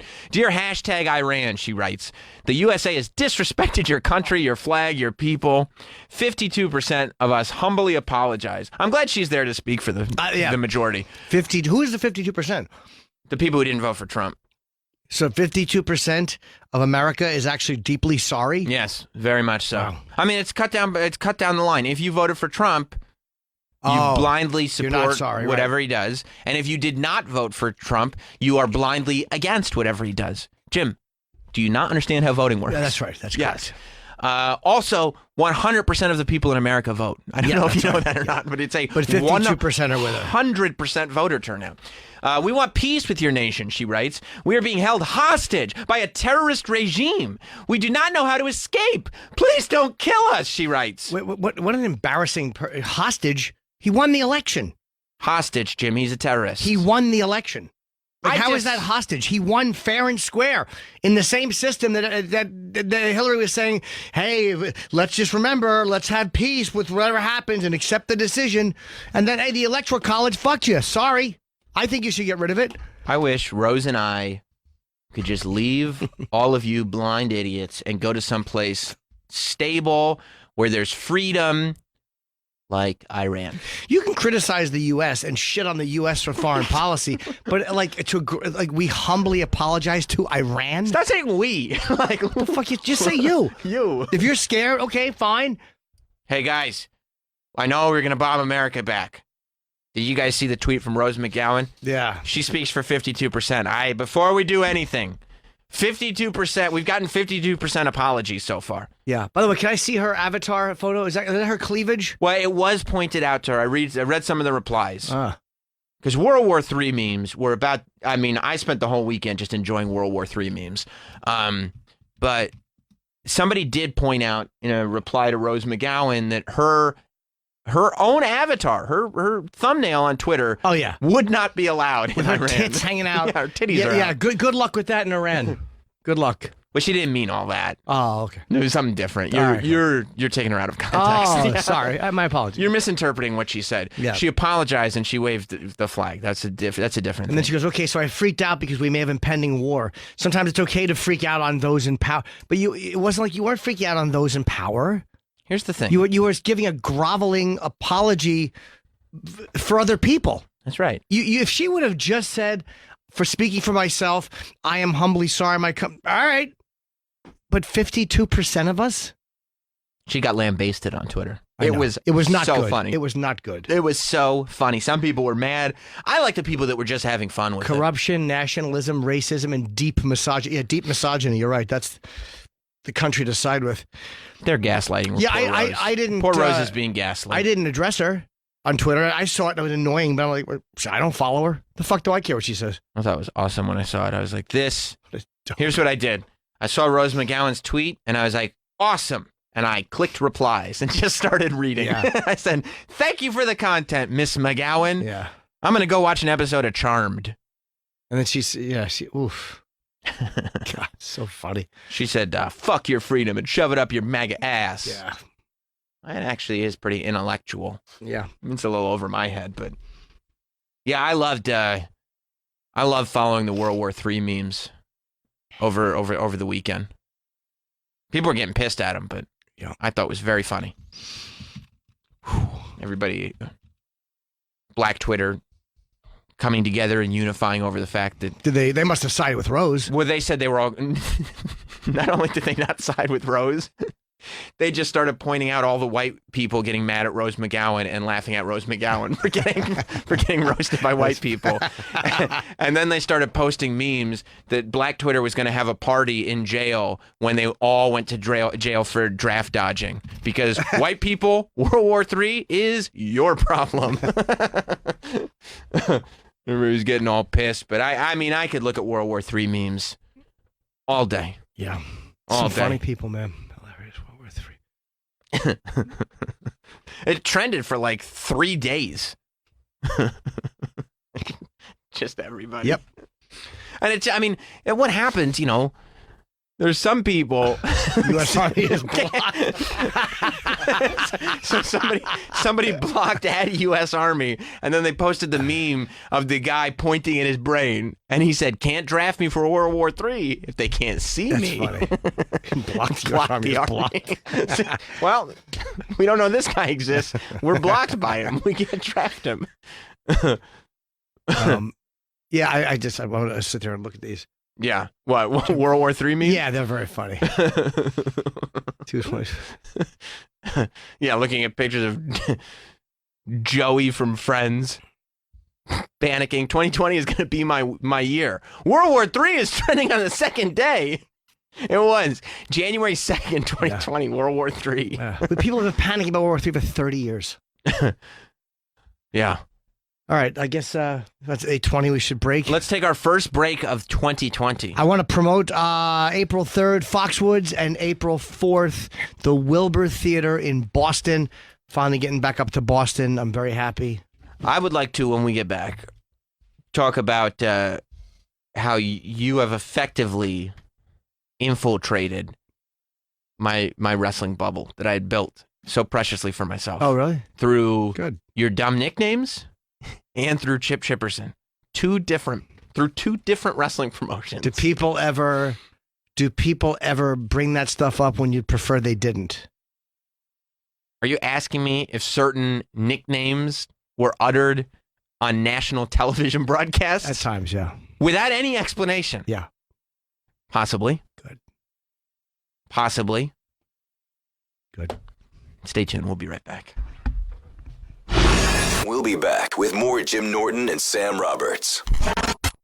We are Ron and Gail Bennington, the only father-daughter radio show in the history of radio. Bennington airs weekdays at 2 p.m. East, SiriusXM Faction Talk 103.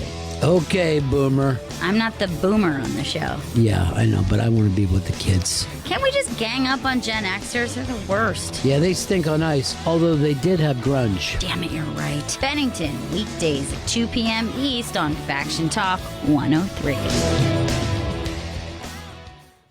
The 2010s never end. Wish we could turn back time. With brand new decade-defining channels from SiriusXM. 2010s country hits. Yeah, that's my kind of night. Pop hits. Baby, you're a firework.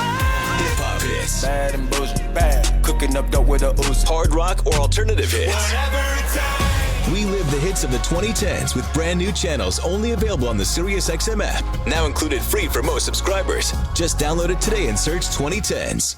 Undisputed on FS1. Are you ready, Shannon Sharp? I'm ready to talk some football. And Russ, I trust. Dak, I back. Who is the clutch playmaker? Dak Prescott. Unfiltered opinions. Unabashed takes. You're talking big and bold, but you won't put the do where your mouth I is. think this is about LeBron being the GOAT. Goat man. Yeah, that's him. It's a full hand block. Anything else you want to know? Skip Bayless. Undisputed weekdays at 9:30 Eastern on FS1.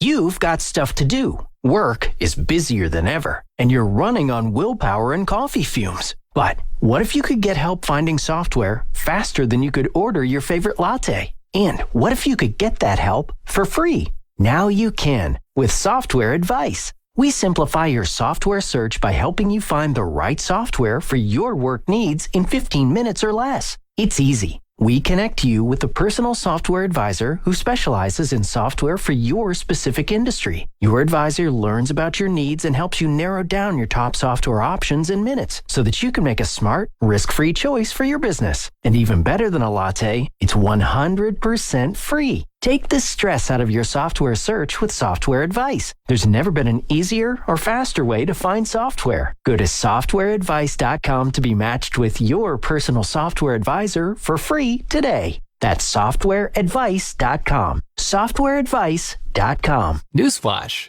Good oral care habits keep you healthy. That means brushing your teeth for 2 minutes, twice a day, and flossing regularly no matter what brand you use. Quip makes things that make good habits simple. Starting with an electric toothbrush, refillable floss, and anti-cavity toothpaste. Quip's electric brush has sensitive sonic vibrations with a built-in timer and 30-second pulses to guide a full and even clean. Their well-designed floss dispenser might make you actually want to floss, with pre-marked string to help you use just enough. Plus, Quip delivers a fresh brush head, floss, and toothpaste refills to your door every 3 months, with free shipping, so your routine is always right. Join over 3 million healthy mouths and get Quip today, starting at $25. And if you go to getquip.com/factiontalk right now, you'll get your first refill absolutely free. That's your first refill free at getquip.com/factiontalk. Quip, the good habits company. Don't you love that feeling when you've just nailed your look? That's how it feels to use Stitch Fix, your personal styling service that delivers hand-picked clothes right to you. Stitch Fix is simple and convenient. Sign up in just a few minutes, and you can try out new styles right at home. And there's no subscription required, ever. So, isn't it time you started nailing your look? Get started today at StitchFix.com. Stitch Fix, personal styling for everybody.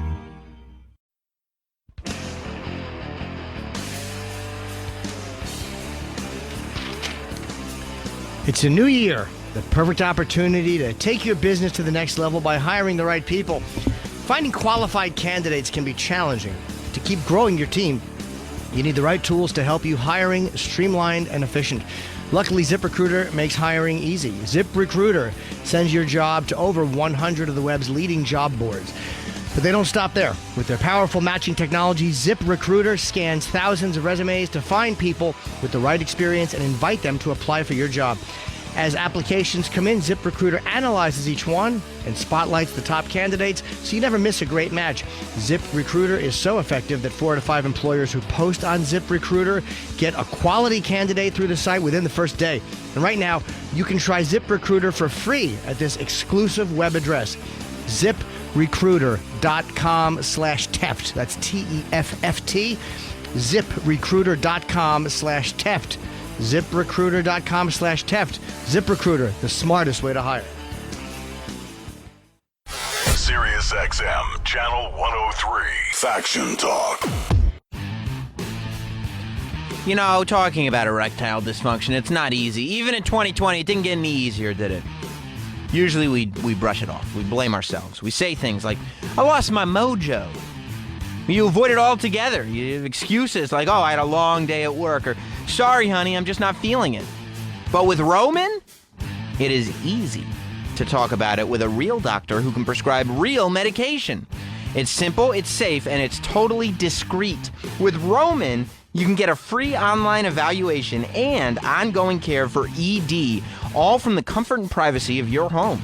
The doctor will work with you to find the best treatment plan. If medication is appropriate, Roman will ship it to you with free 2-day shipping. The whole process is straightforward and discreet. Getting started is simple. Just go to GetRoman.com/Teft and complete an online visit.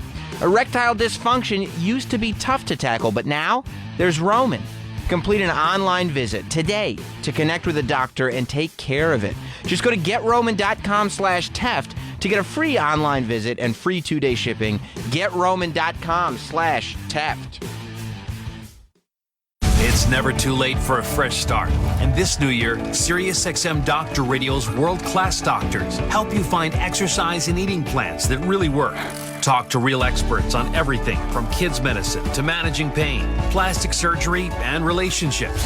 It's all on SiriusXM 110. Or listen when you want, on demand, with the SiriusXM app, now included free for most subscribers. Just download it today and you're ready to start listening wherever you take your smartphone. Undisputed on FS1.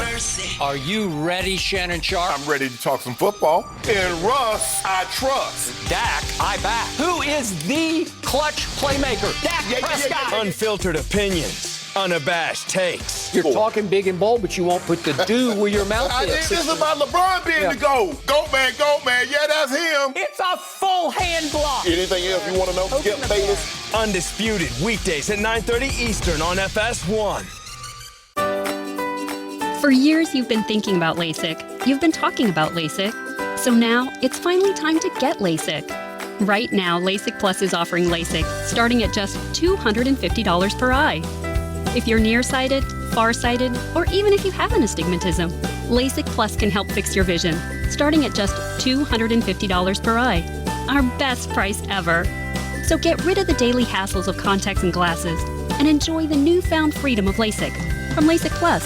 Call 844-343-2020 or visit LASIK250.com today and schedule your free LASIK exam. The LASIK Plus doctors are among the area's most experienced LASIK surgeons. So take advantage of this amazing LASIK Plus price today. Call 844-343-2020 or visit LASIK250.com. Results may vary. Restrictions apply. See details at LASIK250.com. Talking about erectile dysfunction isn't easy. Usually we just brush it off or blame ourselves, saying things like, I lost my mojo. Or we avoid it altogether with excuses like, I had a long day at work. Or, sorry, honey, I'm just not feeling it. But with Roman, it is easy to talk about. With a real doctor who can prescribe real medication. It's simple, safe, and totally discreet. With Roman, you can get a free online evaluation and ongoing care for ED, all from the comfort and privacy of your home. The doctor will work with you to find the best treatment plan, and if medication is appropriate, Roman will ship it to you with free 2-day shipping. The whole process is straightforward and discreet. Getting started is simple. Just go to GetRoman.com/news and complete an online visit. Erectile dysfunction used to be tough to tackle, but now there's Roman. Complete an online visit today to connect with a doctor and take care of it. That's GetRoman.com/news to get a free online visit and free 2-day shipping. GetRoman.com/news. If you owe the IRS, they want their money and will do whatever it takes to get it. But the truth is, they would rather settle for less than bother you more. That's why they're offering the Fresh Start program to help you solve your tax problem for good. You may qualify for tax relief that saves you thousands. Nobody knows this program better than Optima Tax Relief. They will fight to get you the best deal possible. Call Optima now for your free consultation. Call 800-613-8836. 800-613-8836. Optima Tax Relief. For details, visit OptimaTaxRelief.com. And now, Jim Norton and Sam Roberts return.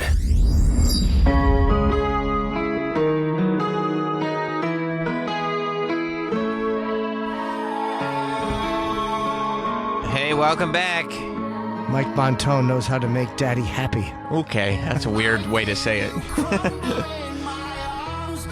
Jim Norton and Sam Roberts, back for the new year. I heard a lot of very positive things about the best of shows that we put on over the break. A lot of people seem to very much enjoy them. Yeah. We did the 2-day Seasons Beating special where we got to I think every staffer, past and present, each got one segment where they were in the barrel. So everybody that's ever worked for us, including our current crop, all came across poorly. For Christmas Eve and Christmas, everybody looked bad, which was the intention. So, I thought that was very effective. Troy, I'm sure you were happy that your weakest moment at Halloween was brought up. Oh yeah, I love that. That's living forever. Yeah, when it's like the one time that you couldn't take a joke, we're like, let's highlight that. And the nice people on Twitter, they let you know they'd heard it. Yep. Okay, great, great, because you had spent so long, kind of, I feel like winning favor back. It's nice to kind of strip some of that away. Throw it all away. That's good. Start 2020 clean slate. Yep. And then people enjoyed Best of the Year as well, as I heard lots of positive things about Mike Montone reporting to intro all our bits that we played for the countdown. I think all those shows are still up on demand if you want to catch any of them. We did like the 25 or something best bits of last year. What was the number one? Rob Goes to College. Which a couple people said it just happened, and a couple others said, I don't know if that was the number one thing you did all year. Yeah. But Boy, what a mug he had. Yeah, that's the thing. You got to watch the video Was of it. Rob unhappy with that? Oh, it is so clear and naked on his face. He can't hide it. It's so rare that you get to see such true emotion. Yeah. And I don't know if it completely translated through the radio, but when you watch it on the app, on the Sirius app, and you can see his face as we're playing those clips, and the app It's team, so well done. they did such a good job Putting of his face in the box. They did a picture-in-picture so you could watch Rob giving this speech at his college, and then Rob's face watching it. So displeased. Yeah. He didn't seem thrilled that Mike was going with him, and Mike was so good. It was great, trying to get a standing ovation going. So I mean, I thought it was a good pick for bit number one. But yeah, Rob doesn't understand. Like Rob, you're very funny. Like you're like when you're stiff, like that's who you are at times. That's enjoyable. Just embrace that. Like if you do something where you're stiff and it's like uncomfortable, like just enjoy it. It's nice to know it makes you. It's nice to know that even show business handsome Rob sometimes gets a little stage fright. Makes other people feel, you know what? We all. He was so unhappy. He was pissed. He was fuming. And watching him, he wanted it to be taken seriously. Watching him talk and like just the defeated.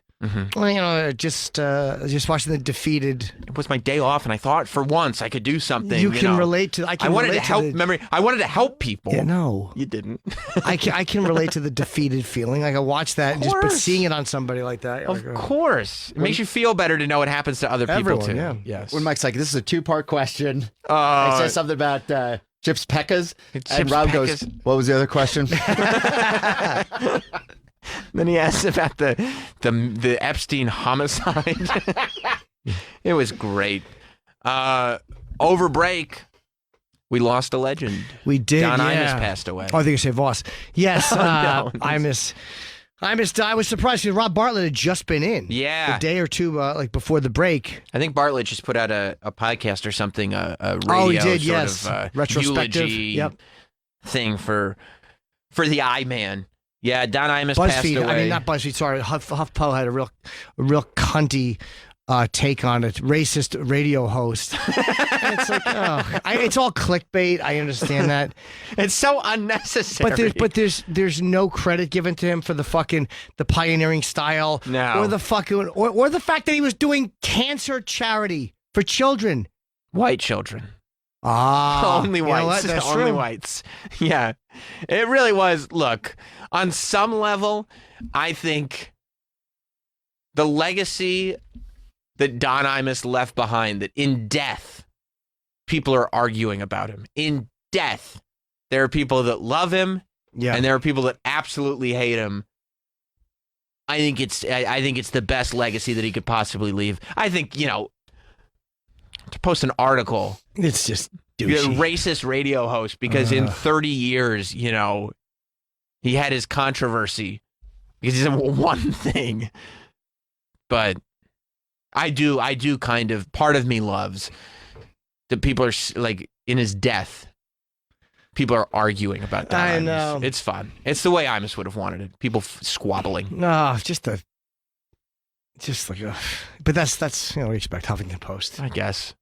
I mean, but It is. I mean, it's clickbaity, and I feel like it's troll baity. Like you're trolling. Yeah. And that article, the headline says Don Imus, racist radio show host, dead at 79. Like that's a troll. Yeah, and it's also one of those things where look, Imus made his bed with the type of material he did. So like, yeah, people are going to remark on it in your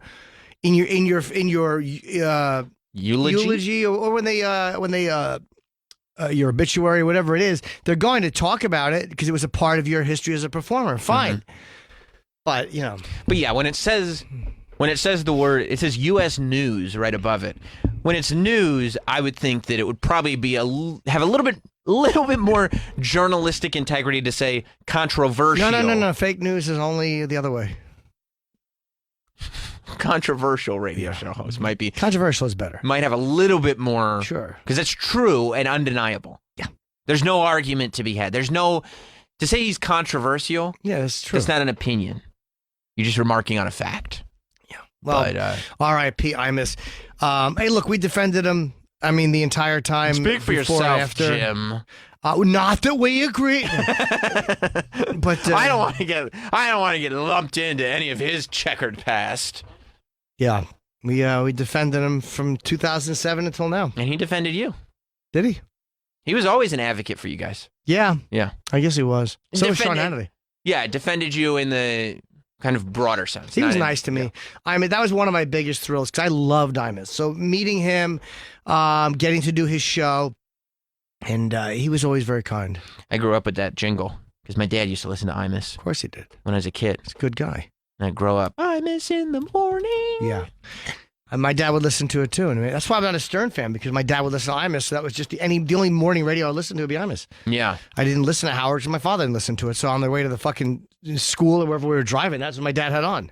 Howard hated him some Imus. Yeah, and look, if Howard comes back today and celebrates his death, well, look, Howard him and Robin knew him, and they don't like him on a personal level. It's like that's different than somebody just speculating from a fucking keyboard. Imagine disliking somebody so much that you make a big Hollywood movie and you have to make sure you put in a scene about how they're an asshole. Yeah. Like that is real hatred. I wonder how Howard is addressing it. I don't know. He's forgiven him. I think Howard was even trying to have him on the show at one point. Was he? I believe so. I believe he ran into him on the street somewhere, and they kind of said hi to each other. On the street or on the streets? On the streets. Oh, okay. Did they bump into each other? I believe so. And I think Howard has really kind of let up his anger towards him. I mean, Howard doesn't have much to be angry about anymore, I would hope. Well, it's one of those... If someone mistreats you, though, no matter what the reason is, you hold a... And supposedly he was pretty awful to Robin. Oh, yeah? I believe. I think that there's clearly, it's not just a professional thing. Like, clearly some personal stuff happened like each other, because you don't hate somebody on that level if it's just a ratings war. You know what I mean? Clearly there was something, there were things done on a personal level. Sure. That drew the ire. Yeah. But what was Imus's net worth? Again, these things are not always accurate. He made over $100,000 in radio. Yeah, that's what I figured. That's about right. Yeah. That's a lot of money. It says Don Imus net worth of $45 million. Way. No fucking way. More, right? Of course it's more. Yeah, he's got a ranch. He's got the way ridiculous more apartment. Than that. The apartment that Rob Bartlett showed us that was Don Imus's looked like it was more than $45 million. Yeah, there's no way it was only $45 million because, I mean... He might have had $45 million in cash. Yeah, or in his account. Outside of his holdings. Yeah, I think he's richer than that, too. I think so, too. I don't know, though. I met him once, and he wasn't rude to me, and he wasn't racist when I met him. So, I'm sure your hair bothered him. That's what I was thinking. That he was maybe rude to your hair. He probably saw my hair, and he was like, I better keep my mouth shut. You know what I mean? Like, he didn't quite know. So maybe I didn't get the true Imus. I don't know. So, yeah, I mean, if anybody knows how Howard handled it, it's just curiosity. Well, you'll be able to find out. Yeah. I'm just saying if anybody hears about it. It's a matter of public record. I'm sure. Or it will be anyway. I'm assuming. So yeah, that went down. Oh, passed away. He passed away. Rest in peace. R.I.P. Rest in power. That's what we say on this show. No, we don't. What? No, we don't. I'm trying to get the younger demo. I'm trying to get if we want the younger demo, Imus was evil. Okay, I'd say good. Get the younger demo. Good. Rest, shit on Imus. You know what we say? R.I.P. Racist in peace. Okay. Second, you think that'll That's do it? better. Yeah, okay, that's good. That's good. Okay. Yeah. So I was, I would say disillusioned, disenfranchised, upset, nauseated to sign on to my Twitter. It was sometime around Christmas because I actually remember seeing this. I remember where I was when I saw this the first time. I was at my parents' house, so it might have been Christmas or Christmas Eve or something like that. And there's, before you get to this, Troy Kwan. Good fucking legs. Thank you, man. Jesus, not you. You mean, Not McAfee. Or McAfee. McAfee. There's a, go up to the second video down after the folders. There you go. There's a wrestler that I've known for a long time. Oh, right. Yeah. Oh, you know the guy. Very well. His name's Joey Janela. I've had the man in my house. Really? But he now wrestles for a... I forgot about this. Of course you did. I didn't.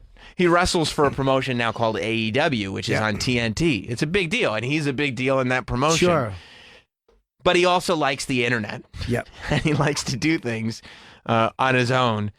And apparently, I found out the hard way that just because, Jim, you're vacationing in Italy doesn't mean the work has to stop. No. By the way, this was my house. Oh, it was? That's my house. Oh, okay, but were you still doing this in Italy? Every day. Just tell me this. Was there a special luggage that went to Italy full of Chip hats and wigs? Yes, there was. That's so sad. Because you had to do your cameos. My carry-on. Your carry-on was all Chip stuff? Yep. That's right, because you can't lose it. Can't lose the glasses. No, you can't lose it. Can't lose the glasses. It's too important. This is business. Can't lose, too... and I like to have different hats. So again, it's a different look, but this was a cameo I booked by somebody. Joey. Did he book it? He put it on his own Twitter. I don't No, he retweeted it. Somebody else booked it. I don't know, man. I think he booked it himself. I don't know. I'm quite sure he booked it himself. Oh, okay. I think. I didn't talk to him about it. I should ask him. Yeah. But I was under the impression, I believe he booked this himself. I forgot. I did enjoy seeing this on Twitter. Yeah. This is Chip Chipperson doing a cameo for a wrestler that I know named Joey Janela. I never heard of him. Of course not. And who's this bad boy Joey Janela? What's he, a wrestler or something? You know, I'm looking for somebody to wrestle. I'll even leave my glasses and my hat on, and you won't even knock them off. Wearing the Chip I do shirt. really good wrestling promos. Hey there, bad boy Joey Janela. You're such a bad wrestler. Someone in a wheelchair could take you in a wrestling fight. I'm such a good wrestler that I could out-wrestle you if I had my pecker tied to my teeth. Damn, Joey. I'm such a fine wrestler in comparison to you. I would pin you 22 times over. These are pretty good promos, right? Free of charge. Normally, Chipper wants a lot more money for wrestling promo. You have to. You know in Ghostbusters when they say never cross the streams? That's what's happening here for me. Yeah. My streams are being crossed. And now you're sitting there saying I can't? You're acting like you're being tortured? I hate it. You're doing everything you can. You know what I do? I go on, I try to create content independent of this show. I go on my YouTube channel, right? And I do my Sam Roberts Now shows. And I did like 3 of them or something over break. And the deal is that when a super chat comes in on YouTube, when I do my shows on my YouTube channel, all the super chats have to get read. You know what kept coming in? What? Where's the Chip mug? I thought it was going to go on your desk. It's true. That's what was coming in. They're right. I can't escape it. And then I'm like, you know what? I won't produce content, and then I'll be away from Chip. What's Joey up to? What's the bad boy Joey Janela up to? Yeah, he did retweet this. And then all of a sudden, Chip's on his cameo. Yep. And then everybody who sees that is going, hey, Not Sam, did you see this? Yes, I saw it. Yeah, I did see his tweet about that. So now you must sit with it. Yeah. Because guess what? As long as what you just heard was, we're not done. Still much more. Hey, by the way, you know what you get when you cross the Raiders and Joey Janela? A whole team full of bad wrestlers in Oakland, Las Vegas, or Los Angeles. I'm not sure where they're situated. But all I'm going to say is I throw my hat down and challenge Joey Janela to a wrestling fight. Maybe we could do it in a backyard somewhere. Maybe we could do it with karate kicks allowed. I don't know. But I'll leave my hat on if you want. And then I'll offer you... Did he just say foot? When he put his hat back on? Did he just go foot and put his hat back on? Yep. Is that what Chip did? He likes to make little sounds. I didn't mean to interrupt it. We should probably go back just a little bit. Okay. Let me go back here. How about that? That's perfect. Somewhere. Maybe we could do it with karate kicks allowed. I don't know. But I'll leave my hat on if you want. And then I'll offer you $2 million if you can knock my hat off in the first 37 minutes of our wrestling conflict. Pretty good, huh? That was fucking terrible. That was horrible. It's terrible. Is there ever a second take with Chip? Is it ever That's a good question. Like, does Chip ever get halfway through and realize this just isn't working? Try a different angle. Yeah. No. Just No, unless there's a technical glitch, right, where it stops recording, or if I hit the screen and stop. Chip is generally speaking one take Timmy. Yeah, he's like Sinatra. Yeah, and they are. We did it. Most of them are all of them now are at least 2 minutes, sometimes 3, and a lot of them go to 4. In the 2-minute range. You know, some people do cameos for 12 seconds. 30 seconds, yeah. 30 seconds to a minute's about the average, I think. Yeah. Yeah, less than 30 seconds, I don't think the value is very good. Yeah. 4 minutes is obscene. Or 3 minutes. 3 to 4 minutes, you're doing a podcast for them. It's a lot. It's a huge lot. amount. But sometimes when Chip starts riffing, he can't stop, can he? No. Yeah. It's so much fun. Yeah. I hate watching them. I love doing them, but I hate watching them. Good, because I hate watching them too. So that makes 2 of us. I'm glad that we have that in common. Then we try to escape all this nonsense. And I go, I don't know if you heard. It was a great accomplishment. NXT, which airs on the USA Network, big national cable channel, on Christmas night and on New Year's night, they brought in myself, Kathy Kelly, and Pat McAfee. Where'd you shoot this? In Stamford, Connecticut. Oh, so you actually went up there Christmas night? No, we taped it. Pre-taped it. Beforehand, yeah. What a stupid, naive question. It's okay. You're new to the business. Asshole. I saw The Degenerates. You were really on stage on New Year's Eve, huh? That's amazing. I was. Yep.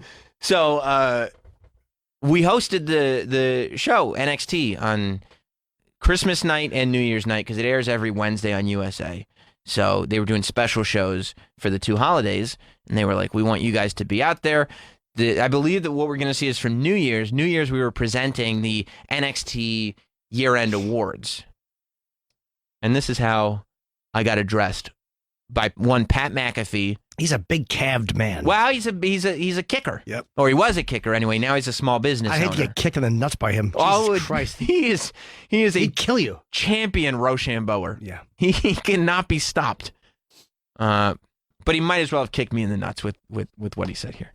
Joined by my lovely co-host, Pat McAfee. How's it going, Kathy? And I can't wait to find out who the fans, amongst other, voted. Sammy Brand Muffins, Sam Roberts. I didn't know this was a club now, but hey. Yeah.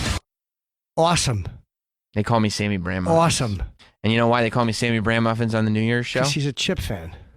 Because a week before it, on the Christmas show, twice they referred to me as Sammy Brand Muffins. I'm so happy that name stuck. Twice. Are you happy? No. I literally, at one point, Pat said that I was stupid for one of the things that I had said. And he said, listen, Sammy Brand Muffins. And I stopped him, and I pointed my finger right in his face, and I said, you don't know me. That's what I said to him on television. I said, you don't know me. Don't call me that. She's very cute, by the way. Kathy? Yep. Yeah. She's single? I think she is single at the moment. Want me to hook it up? Yeah. I'll let her know. Why not? It's a gentleman. We want to eat. You know she's got a vagina. Fine. You sure? Yeah. Yeah? She's very cute. She is. I'm going back to the gym starting today. Oh, I thought you said I'm going back to vaginas. No. Okay. Yeah, tell her we'll go out have coffee or something. She's relocated to Los Angeles. So what? Fly her in. You got frequent flyer miles, right? Yeah. Coach or first? It's got to be business or first. Look at you. She's too hot. Look at you. You can't put her in coach. No, you're right. You can't put her in coach. You're right. No. You don't buy an economy ticket for her. Especially she's out there in L.A. She's got options. A lot of them. But I can show her what a real relationship is. You're like, yeah, but I have feelings for her, do man. You ever need to talk? Fucking ugly guys that hit on 10s. If you could just talk, I would show you what a real... Look into my eyes. My love is real. Incels. Yeah, she is lovely. Yeah. But I still don't need her calling me Sammy Bran Muffins on I made television. me very holy shit. Yeah. Troy? I mean, she's gorgeous. She used to come in all the time and do Sam's Yep. Night Show. Yeah. I gave her start. Good for you. Wow. I don't know if you did. I'm taking credit for it. That picture of her, she's wearing a blue dress and high heel shoes, and she's giggling at something. It's probably a Chip meme. She's giggling off camera at something. Are you worried that her cleavage might spill over? Like literally, I would roll a bowling ball on the floor just to get her to lean forward and pick it up. Oops. A bowling ball. That's a fun little accident. Yeah, I know. You could, there's so many more You're probably convenient items than a bowling ball. Why would you? Yep. Yeah. Tell her I'll be very respectful, though. Okay. I'm a good date. Jim would like to take you out on the town. He'll be very respectful. Yeah. Well, I won't try anything physical or sexual. We just go out and eat. You know what we'll do? What? Maybe at some point, hopefully earlier in the year, we'll be out in LA to do radio shows. I'll be like, hey, why don't you join Jim and I for dinner? And then I'll go Supper. For supper. And then I'll go, oh, bad news. I've caught a bug. Yeah. I'm under the weather. Ask her if she'll wear the Riddler outfit. That's not gonna work. You can't start with that. Why? Will you wear the Riddler spandex one piece? Yeah. No, I don't think I can. Tell her the one that shows your buttocks. No, because then she'll know your intentions aren't pure. But they are pure. Tell her the one that highlights your backside. No, I don't want to say no. Because then she'll know. She'll know it's not just personality based at that point. I mean, obviously she's physically lovely. That's the second thing you noticed, though, right? No, first. Oh, okay. All right, that shocked me. Yeah. Yeah. I think in better shape, though. You couldn't possibly. You ate like a pig past 2 weeks. Well, I don't know why you had to bring that up again. That's okay. It'll come off. Not worried. You know what? It takes a lot longer to come off than it did to put on, though, I bet, huh? It does. Yeah. I Yeah. mean, I have no doubt. Second on your lips. Hmm? Lifetime on your lips. That's right. That's what I've heard. Yep. That's what I've heard. So that's what I say about oral sex. I'll put in a good word for you. Thank you very much. I think you will be able to seal the deal on this Why one. not? Just dinner. Just dinner. Tell Jim blinks a lot. He doesn't like wrestling. Right. So don't bring it up. Look, Jim blinks a lot. It's not you. Don't bring up the dumb wrestling Yeah, stuff. don't bring up wrestling. I don't hate it. Right, but he's not trying to sit there. I don't know much about it. Yeah. Just two celebrities talking shop. That's it. That's it. That'd be nice. I'll tell Kathy. Ask Jim about his comedy methods. Yeah, where does he likes get his that. ideas? Right. But I'll tell you one thing. If Kathy, if someone who looked like Kathy asked me, I'd be like, it's funny you should ask. Fucking laugh. Most people ask that. I just picture their head coming off with a sword. But if she asked me, I would delicately and politely explain it for as long as she wanted. You would. Oh. You get into the craft. Oh. I see. Where's your ideas come from? Well, real life. What if she was like, Jim, what if you and I did a podcast where like we really got into the art of joke writing? It's a great idea. Actually, Miguel in Los Angeles has a good question. What's up, Miguel? I forgot about Good this. morning, Me too. Hey. Hey, by the way, Jim, I got the chip calendar. My wife hates it. Oh, good. Do you like it, though, Miguel? Love it. Thank you, buddy. Yeah, that Jeremiah Metzger, that funny cocksucker, did a great job. So funny. Really good job. Such on a it. funny calendar. By the way, Sam, did Mike Bichetti ever go on that date with Kathy Kelly after drinking Windex? See, that's a good question because I had forgotten, and thank you, Miguel, for bringing that up. I had forgotten a few years back, Mike Bichetti also had eyes for Kathy Kelly, so I don't want Kathy coming between. Would you be willing to risk your friendship with Mike Bichetti for a relationship with Kathy? If I love Mike Bichetti. I know you do. But if Mike Bichetti was in the hospital, right, with a baseball-sized tumor on his brainstem, oh God forbid, and they said, if you ignore Kathy Kelly, he'll live. If you take her out, he'll die. I would take her out. Rest in peace to Mike Bichetti. I love Mike, but Mike would understand. He would. I would hope so, but he did. He had significant feelings for Kathy. They were both on doing radio with me at the same time, and he was trying so hard to get a date with Kathy that we put blue Gatorade in a Windex bottle. I remember that. And had Mike chug it, and Mike insists that he knew it was Gatorade. I don't 100% believe that he knew that it was Gatorade. Troy, you were here, right? Of course, yeah. Do you think Mike knew it was Gatorade? He did. No, he didn't. He did not. But then again, I'm He was ready. concerned Kathy might be more attracted to guys like wrestling build. You're in good shape. I mean, Mike.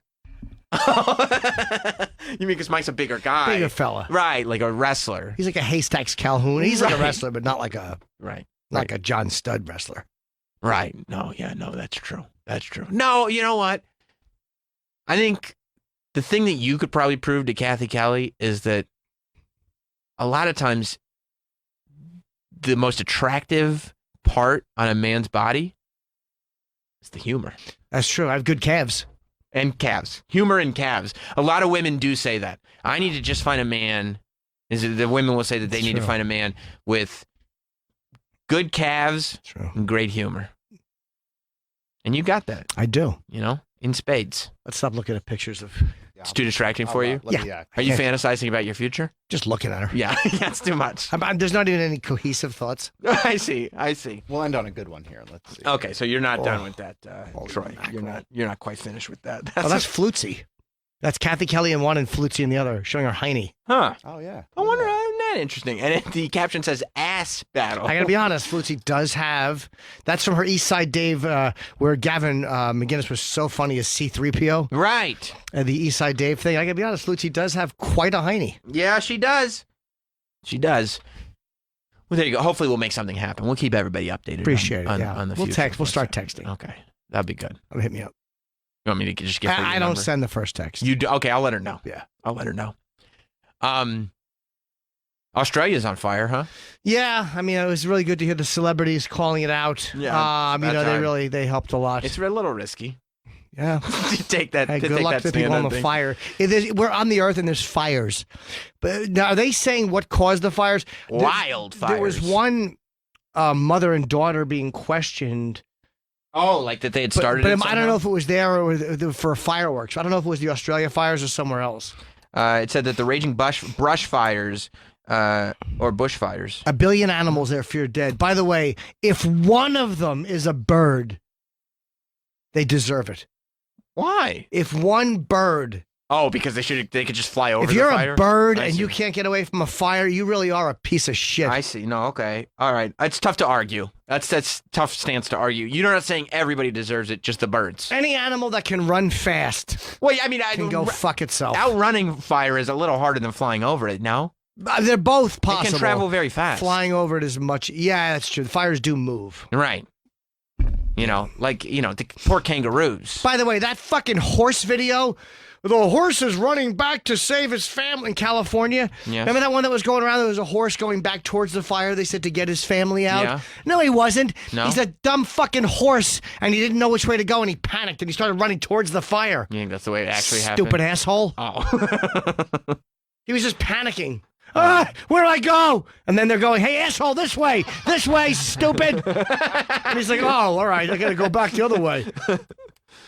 But there's his family. Yeah, but they had to tell him, hey, dummy, wrong way. Okay. My mistake. Yeah. You're probably right. Now look, they're just casually trotting. It is amazing that we were somehow able to get all the money and then some that we needed for Notre Dame, as it was burning down, But Australia, it's a little tough. Well, hold on. They said a lot of billionaires promised money for Notre Dame and didn't deliver. Oh, they didn't give them the cash? Didn't deliver. A lot of them didn't deliver. That's hilarious. But again, why do you need to take donations? As much money as France makes on tourism because of places like Notre Dame, you're not going to fucking pay for it yourself? It's expensive to do the ceiling. I'll just pay for the fucking ceiling. Make the church pay for it. You would think. Somebody's got to pay. How much money you got to pay to put the fires out in Australia? I don't know. I don't even know how you do it. But why do they need our help? It's a country and it's on fire. Handle it. I saw on the, maybe Australia doesn't have quite enough firemen to put all the fires out. There's a lot of fires. I'm not saying we shouldn't offer assistance like that, but where does the money, we have to give money to Australia? They have enough money to put out their own fires? I think that... Don't they? Well, I don't know how expensive putting out fires is. Well, I if would you're a imagine country it and you gets very, very pricey. I'm sure it does. But if you're a country and you can't put out a fire... You're saying there should be a fire budget. Yeah. You should have enough money in the account that should the whole country set on fire, you could put it out. Yeah. just in case. Yeah, I mean, if we actually have to go and put their fires out, we should go, fine, you're state number 51. You're now a U.S. property. We get to claim you. We claim you. So you're saying that we shouldn't have to go put out fires in other countries, even if it's literal fires. I'm okay to help. Okay. Like I don't mind the U.S. send. That's where I don't mind aid. If we're going to help people put out fires, send water planes over or whatever you got to do. I'm fine with all that. Right. I don't know what they were all obsessing about last night. Like, what can we do? Like, I know George. It wasn't George. Fucking Russell Crowe. George Lucas. His red speech about this is the climate change. You know, here's why I felt bad. You're right, because fires are unique. Here's why I felt bad for Russell Crowe. Ricky Gervais had just literally 10 minutes before that said, "Do not make political statements." But Russell Crowe's statement was pre-written, so he didn't realize that Ricky Gervais would make a mockery out of anybody making political statements, so he didn't have time to take his back, so he had to do it right after Ricky said, it's going to sound stupid if you do it. So I felt bad for Russell Crowe a little bit. Yeah. Plus his country's on fire. But then again, Joaquin went up there and just babbled. And he cursed at one point, right? They bleeped him out. But Joaquin's country's not on fire. Russell Crowe's country is on fire. Yeah. He's got to be stressed. He's got to be stressed out over the whole thing. Yeah, I'm sure he is. You know, I'd be stressed out if... I mean, I guess America was on fire a little bit ago. L.A. Every year it's on fire. Every year there's fucking wildfires in California. It's true. People are like, oh... Put a dirt barrier around the entire city. Yeah, they go, the weather's so nice in California. No, it's not. You know what's not nice? When it rains so little that the state sets on fire. Exactly. Some fucking asshole pigeon picks up a fucking cigarette butt and drops it, and the next thing you know, you got to fucking move to San Francisco. Yeah. How about you put dirt around Los Angeles? I'm sick of it. How about this? Oh, let's get out of New York. It snows too much. You know what snow stops? Fires. Yeah, exactly. New York's not on fire, except on 9/11. How about we ship them snow? Yeah. Oh, you're right by water. Just take that water and move it over there. You literally take the ocean water, put it in the There couldn't forest. be more water available. You could put fire out with salt water. By the way, right? Australia's surrounded by it. It's an island. They must just need some extra tubing. You know what I mean? Some kind of tubing that would get the water from the ocean to the forest. Maybe. It's literally on the edge. Fire's on the edges. I mean, the koalas are probably saying the exact same thing as you right now. It's fucking on fire. I live in that tree, and the ocean's right there.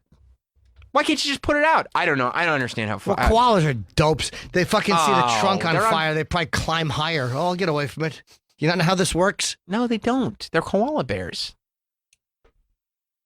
I mean, what about sad. the kookaburras? I don't know what a kookaburra is. I look. I hate to see the animals getting. I hate it. Doesn't sound like it. What about the birds? What's that? What about the birds? Do you know how many didgeridoos are getting burned right now? We can't have this. You know, there's a great comedy on Netflix. Don't Fuck with Cats. Oh. It's not a comedy, Jim. I watched it. Oh, no? Oh, I misread.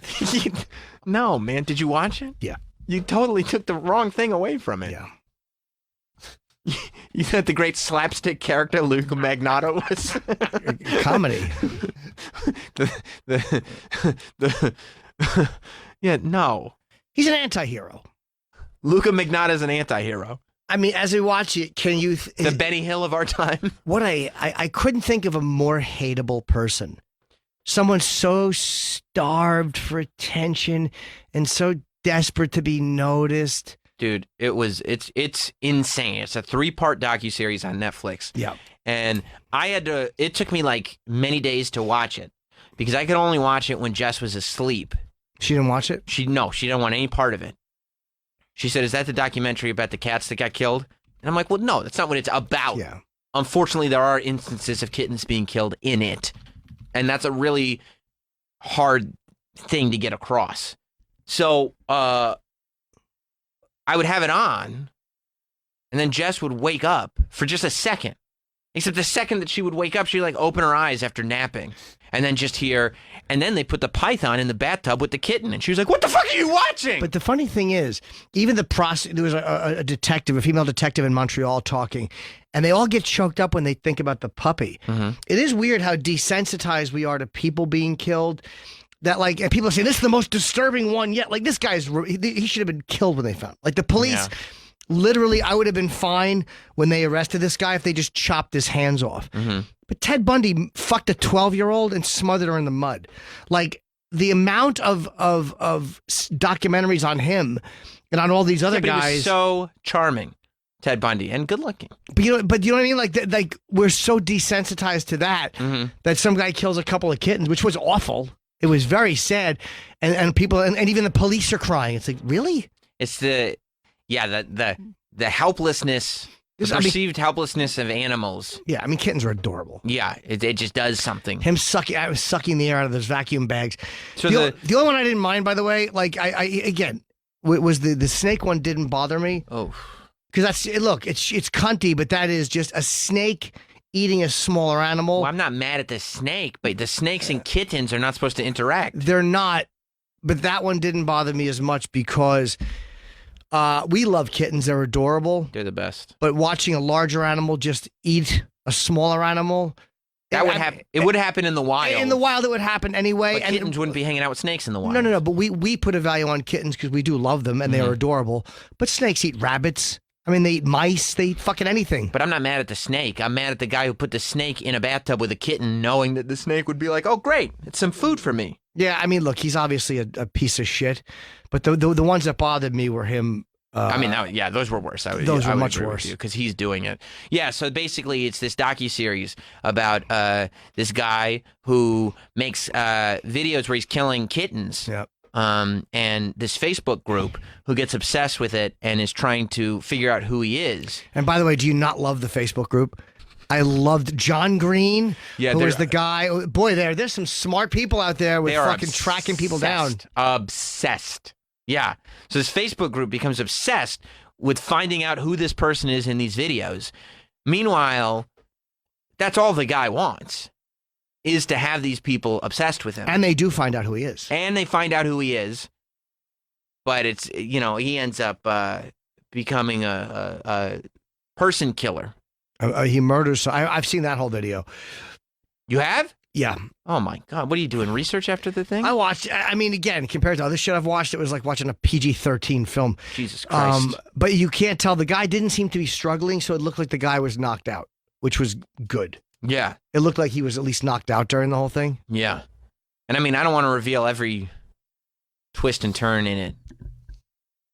But when you realized what he was kind of doing at the very end, what he was kind of acting out, and you realize he wasn't even doing it for an audience, he was just doing it in his own head. He's just a guy that, like, when you look at the death penalty, I understand why people are against it. But you look at a guy like that, say, what does he have to offer anybody? Right. He's a genetic error.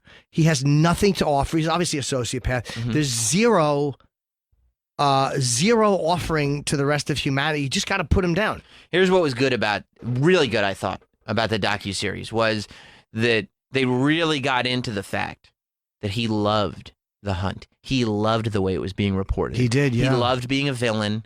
He loved when he killed a person, they started calling him the Butcher of Montreal. He loved all of it. He loved the chase.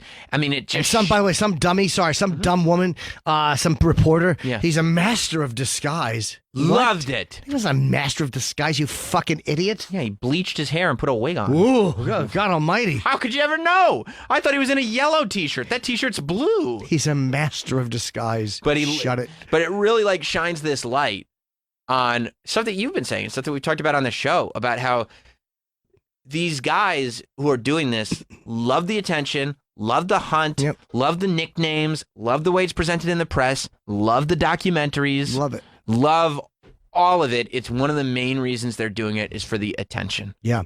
Because there's something fucked in their heads that they want this level of attention, positive or negative, and they can't figure out how to get it positive, but they know how to get it negative. And then they get it, and it works every time. But there's very few people that ever want to really sit down and solve that aspect of it. Yeah, and it's funny. And again, I'm not trying to raise a point that I've raised in stand-up, but it's like nobody, when stuff like this is filmed, and it was great. It was a good documentary, it was well done, and people are upset about it. But no one's calling for anyone to be canceled or get in trouble for it. Like, no one is saying, hey, there should be but if you do a joke that people object to, they want results. Whoa. Well, now you're normalizing it, Jim. When you make it funny, you normalize it. But you know what I mean? Like we are all attracted to it on some level. Sure, there's a morbid curiosity that everybody's got on different levels. But yeah, I mean, it's one thing when I sit there and go like, Jim, why are you watching these sick videos that you shouldn't be doing this? But now we're talking about the most mainstream documentary you could be talking about. Yeah. This is a thing that's on the front page of Netflix, Sure. you know, that's being viewed, I'm sure, millions of times. Yeah. You know what I mean? And it was well done. It was good. It was great. And I actually liked that you're right, most of these things don't even address the fact that even making the documentary is in some way they like it. Yeah, this documentary addressed that. When you make fun of somebody, you're not giving them what they want. When you're mocking somebody or making fun of a situation, but when you're doing a documentary, a 3-hour documentary about a person's evil, you're doing exactly what they want you to do. Now you're making them a part of history. An anti-hero, yeah. And that's what they want to be. They want to be a historical figure. Like they want to, you know, they're convinced that they'll be remembered forever because of this, you know. David in Ohio. What's going on? David. Hey, David. Hey, guys. So I watched it after Sam brought it up on the show, and I watched all 3 parts, and I guess curiosity just got the better of me, and I found the video that he did with the kid, or not the kid, the but dog, the guy. the animal. Yeah. Oh, my God. I'll tell you this. Thank God I do not have that curiosity in me. There was nothing about me. I was literally ready to fast forward if they showed too much footage in the doc, but thank God they didn't show any of the footage. No, yeah, they did. But I am not interested in seeing any of those videos. But yeah, I think the reason why they were getting emotional wasn't so much that he killed the dog. It was more what he was letting the dog do. What was he letting the dog do? He set it down next to the body, and well, the dog did what a dog would do. What, licking it? I mean, I don't remember. Yeah, I've seen it. It was kind of licking great footage. Yeah. And licking and nibbling at it. I mean, Oof. I couldn't watch the whole thing, but That was gross. It's better for you. It's bad for your brain. It's very bad for your brain to see stuff like that. Yeah, watching a pit bull eat a live man's genitals off was worse. But also, see, like your brain is in it's not recoverable. Jim. That was worse. Like you are in this. You have put yourself in a position where not only can you not get better because your brain has been scarred by these images, but you're making it worse because you keep going back. Well, I didn't see that recently. That's disturbing, right? Yeah, I mean, it's terrible. But you know what? I would never steal from a cartel. If I find cartel money, I'm giving it right back. Lesson learned. Fellas, looks like you dropped something. Here's the thing about Jim. He's a visual learner. So you have to see the result. well, and to Sam's point, I think Sam, you were the one that brought it up about like glorifying it or something like that. Yeah. It kind of made me not like the woman that they talked to through the whole thing, because at the end of it, she's kind of like scolding. Yeah, I'll say this. At the end of it, she's like, you're culpable for watching this documentary, and maybe I'm culpable. I'm like, look, it's one thing to watch a documentary that comes out. Maybe there's a teeny tiny percentage of culpability there. But when you are part of a Facebook group, and the main part of the Facebook group that is obsessing about this person for years, I would say that's a different level than simply watching a documentary. Although she was trying to actually do something to punish him. She wasn't trying to glorify him. She was literally trying to get him so he couldn't hurt any more animals. There's a different motive. Those guys, I mean, they get into the detective angle of it, but they were trying to stop this piece of shit from doing something, and they were right. They turned out to be right about everything they said. They do also talk about in this thing the mob mentality that starts when it's so easy for those kind of online militias to become just as bad as the person they're hunting, because they're not sitting there waiting to find out if they're right, if they're wrong. They're just ready to pounce and attack and destroy lives. Didn't you love John Green? The guy, John Green in quotations. Yeah. He wouldn't give his real name in the documentary. Oh, he didn't? I don't think so. I didn't know that. He's the guy who's the expert at tracking people, right? Oh, I thought he did give his real name. No? I think they put it in quotations. No, that was definitely his fake online name, but did he not give his real name? I don't think so. Oh, maybe not. I don't think so, because I think that I don't think he gives it out. All right, maybe not. And they were talking about like looking at the video and literally figuring out around what city he was in and going street to street to street, finding the corner. In Montreal, yeah. Yeah. And they found it. They did find it. Thank you, buddy. I appreciate it, David. Yep. Yeah. When they first found the guy and they found all those fan pages that were made for him, I thought he was just a meme. Like, I thought it was just like one of those 4chan things that they'd become obsessed with this weirdo and that a whole bunch of people online had made fan pages and were just making a big deal out of nothing, because so many of those memes are just a meme for meme's sake. And when I realized it was just he had made them all for himself and photoshopping everything himself, it's nuts. I wonder if he gave them the name. The guy you're looking for is Luca Magnotta. I wonder if he actually gave his own name up. I wouldn't be shocked, because he realized they were getting cold and he didn't want them to lose interest. Yeah. I wouldn't be shocked. Yeah, but a guy like that, like if they said that the police just cut his hands off and then let him go, that'd be great. That'd be great. Yeah, and you have to walk around. You got no hands. No hands. I have no hands. Look, for me, anybody that kills animals, anybody that kills people, that's a bad person. Or says mean stuff. I'm with you. That's a bad person. And that's where I stand on the issue. Okay? I know it's controversial. Good for you. I know it's going to ruffle some feathers. But for me, that's where I stand. Period. You want to take a break? I think you're going to say make love. Nope. I'll take a break. All right. We're going to take a break. I'm going to promote Foxwoods the April 3rd and the Wilbur Theater April 4th, Saturday, and The Degenerates on Netflix. Please watch it. Yeah. Let's talk about New Year's Eve festivities a little bit. All right. When we get back, stay tuned. We'll be back with more Jim Norton and Sam Roberts. Hi, I'm Dr. Emily Morse from Sex with Emily, and I'm here to help you up your sex game. You might be thinking you don't need any help. Well, think again. Maybe you thought a threesome was just for fantasies. You want to know once and for all if size really matters? Don't worry, I got you covered. And now you can hear me on Faction Talk, Saturday nights at 7 and Sunday nights at 10 o'clock Eastern. It's Sex with Emily for the guys, Saturday and Sunday nights on Faction Talk and on demand on SiriusXM Channel 103. The College Football National Championship is here. Clemson runs out on the field and celebrates. The defending champion Clemson Tigers take on Heisman Trophy winning quarterback Joe Burrow and LSU. Unbelievable throw for the touchdown. That's what he's done all season long. Who will take home the title? Find out January 13th at 8 p.m. Eastern. Hear the national broadcast on ESPN Radio Channel 80 and the hometown calls on Channel 81 and Channel 84. Also on the SiriusXM app, available for free for most subscribers. Friday nights. A new era of WWE SmackDown is on Fox. Oh my God! Featuring your favorite WWE superstars, all ready to put the smack back in SmackDown. And don't forget, I'm still the big dog. Roman Reigns. There it is! New yard. This is awesome! Same rules. Believe that. Fridays won't know what hit it. Friday Night SmackDown at 8 p.m. on Fox. Talking about erectile dysfunction isn't easy. Usually we just brush it off or blame ourselves, saying things like, I lost my mojo. But with Roman, it's easy to talk about it with a real doctor who can prescribe real medication. It's simple, safe, and totally discreet. With Roman, you can get a free online evaluation and ongoing care for ED, all from the comfort and privacy of your home.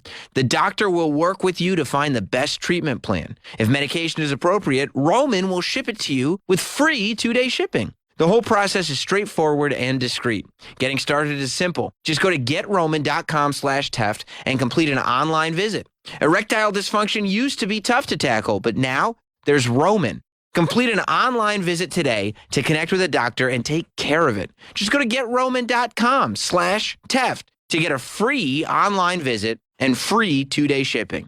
GetRoman.com/Teft. For years, you've been thinking about LASIK. You've been talking about LASIK. So now it's finally time to get LASIK. Right now, LASIK Plus is offering LASIK starting at just $250 per eye. If you're nearsighted, farsighted, or even if you have an astigmatism, LASIK Plus can help fix your vision, starting at just $250 per eye. Our best price ever. So get rid of the daily hassles of contacts and glasses and enjoy the newfound freedom of LASIK from LASIK Plus.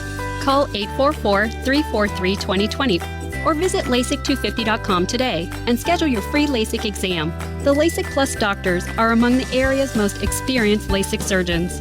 So take advantage of this amazing LASIK Plus price today. Call 844-343-2020 or visit LASIK250.com. Results may vary. Restrictions apply. See details at LASIK250.com.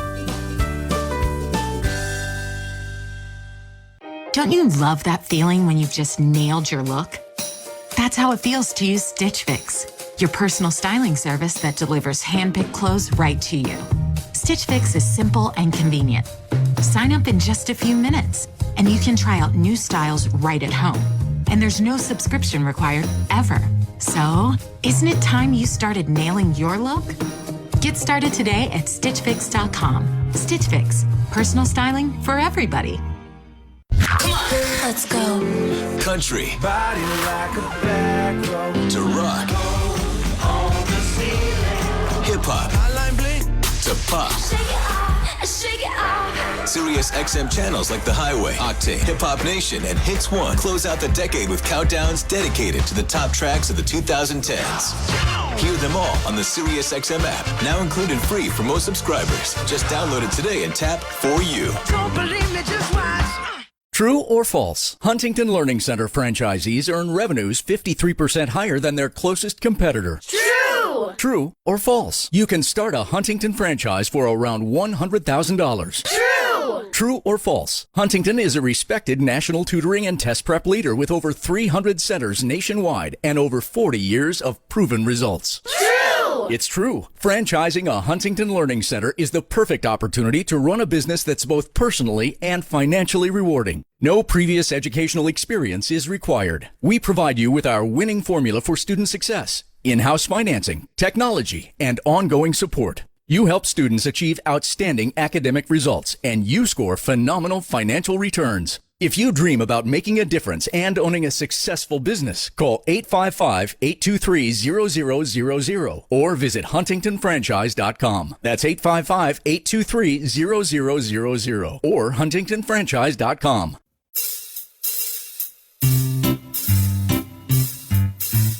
One 877 Cards for Kids. KARS Cards for Kids. 1-877 Cards for Kids. Donate your card today. 1-877 Cars for Kids. KARS Cars for Kids. 1-877 Cars for Kids. Donate your car today. To learn more about our programs and to donate, go to carsforkids.com. That's Cars with a K. Pickup is quick and easy. You'll also get a vacation voucher and maximum tax deduction. 1-877 Cars for Kids. KARS Cars for Kids. 1-877 Cars for Kids. Donate your car today. Vacation voucher not available in Oregon. Attention investors, sick of market ups and downs? Not earning cash flow of 18 to 21% targeted consistently? Want to avoid future recessions? National Realty's Class A Buildings Fund is prime income-producing real estate. You're secured on large apartment buildings. You're backed by $750 million of quality new construction. You receive large monthly electronic payments. You're diversified with 15 large buildings supporting you. Your investment is managed for retirement. These prime building locations back you with hard money-making assets. Remember, no matter what type of market, it's always a landlord's market. Call now for free information on real estate secured investment wealth. Call now and learn our insider method for 18 to 21% targeted returns. Our 13-year flawless track record and 900 repeat investors proves it. Call 201-210-2727. That's 201-210-2727. An offer to buy or sell any security is only made by our private placement memorandum. Reader first and invest wisely. Past performance is no guarantee of future results. National is a real estate development firm. See us at nria.net. And now, Jim Norton and Sam Roberts return. Roberts, dancing into 2020, huh? Happy to be back. Yeah. I'm happy to be back. I missed it, man. Yeah, me too. I really missed the... back to normal life. That's how I knew it was good. I'm like coming back, and I'm like, I'm happy to be going back to work. Yeah. Well, how did having a fucking job that you like? Yeah, it's nice, isn't it? Yeah, oh, it's nice not dreading coming into work. No, you're not sitting there like, oh, do you have Monday anxiety? No, I'll go in. Yeah, no, I'm happy to be going back. I just hate waking up, but I mean, I love coming in. Yeah. Love it. Just gonna go in, talk some shit with my buddies. Yeah, talk to my friends, go to the gym and hate my life, and talk to fucking Matt Serra for an hour. Yeah, it's a great life. Then go home, tug my dick. Try to set a new deadlift PR. That's racist. No, personal record. Oh, sorry.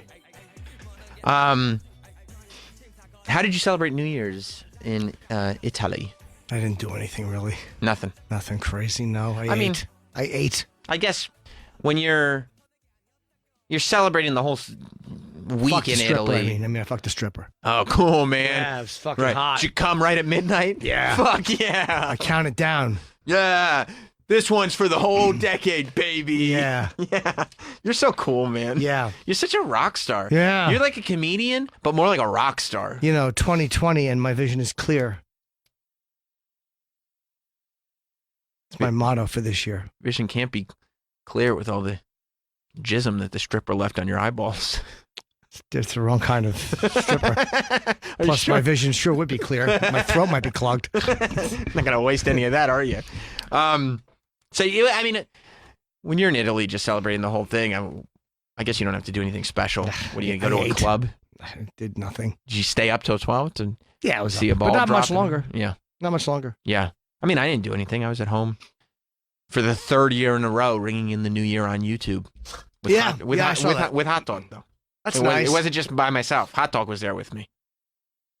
I thought he was going to have some spectacular plan afterwards, but I found out, because he's younger than me, going back into the city, I got him on a train right after, New Year. He just went home, went to sleep. Now, is he dating Annie? No. Is she still with the same guy? No. I think she's single now. Annie is our ex-intern, and Hot Dog, he helps out on the show, but he's my little man's. People know that by now. But he told me something very, very strange that I did not know. I found out about the mysterious Hot Dog. Hot Dog, if you remember, for a while last year, he was having erectile dysfunction. Yes, he was. In the sense that he could only... Well, he was having fine masturbating. He could only get it up watching that Don't Fuck With Cats video. He was fine on his own, but the only time... There was a period there where the only time he could climax with a partner is when it was Devil's Triangle, a threesome with another man. Yes, but he lied. It was two other men, and he was the fucking... I see. Bottom piece of the triangle. He was the clang part. I see. He insists that he's shaking that. Yeah. And that he's not on that anymore. Great. But... So I knew... Addressing his own latent homosexuality? That's right. Excellent. I knew for a period of time that he has platonic sleepovers with women. Yep. I knew that was happening. But I'm just thinking, I don't know, last week, that his apartment is small. And so I said, well, what do you give them the bed and then you go into the living room and sleep on the couch? Do you sleep on the floor? Do they sleep on the floor? Like, how do you do it? And he goes, no, we cuddle. And I went, what? Yeah, that's a little weird. And he goes, we cuddle. And he said that he has platonic sleepovers with, I think he's got like 5 or 6 girls right now that he has platonic sleepovers with, but they all cuddle. That's weird. Individually, I'm not saying all 6 at once, but yeah, like they cuddle. And he said that, and I said, well, what happens if you get an erection?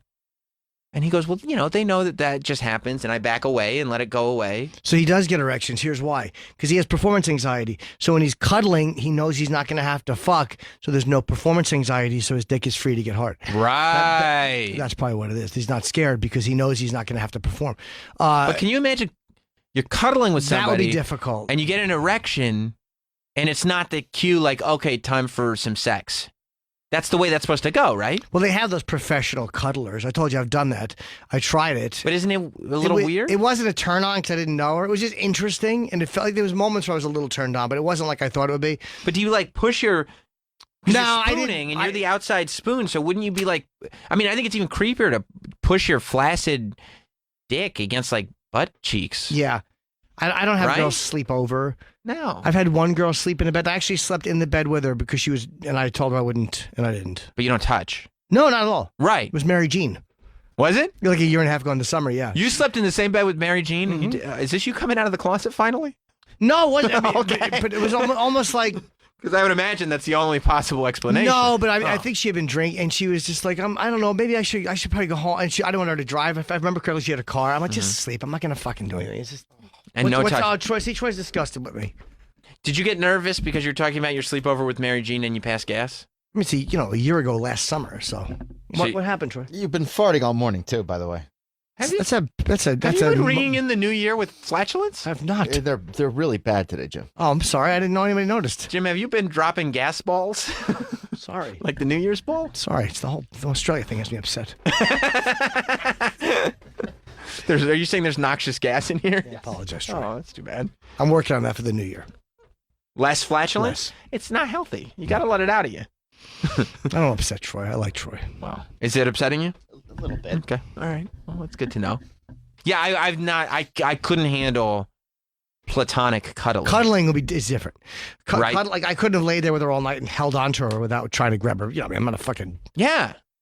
But yeah, I mean, you're like, at least slide a hand around, see what's happening, see if the feeling's mutual. It's like if it's really a friend and you're getting turned on, you go to the bathroom and jerk off. In a toilet? Yeah.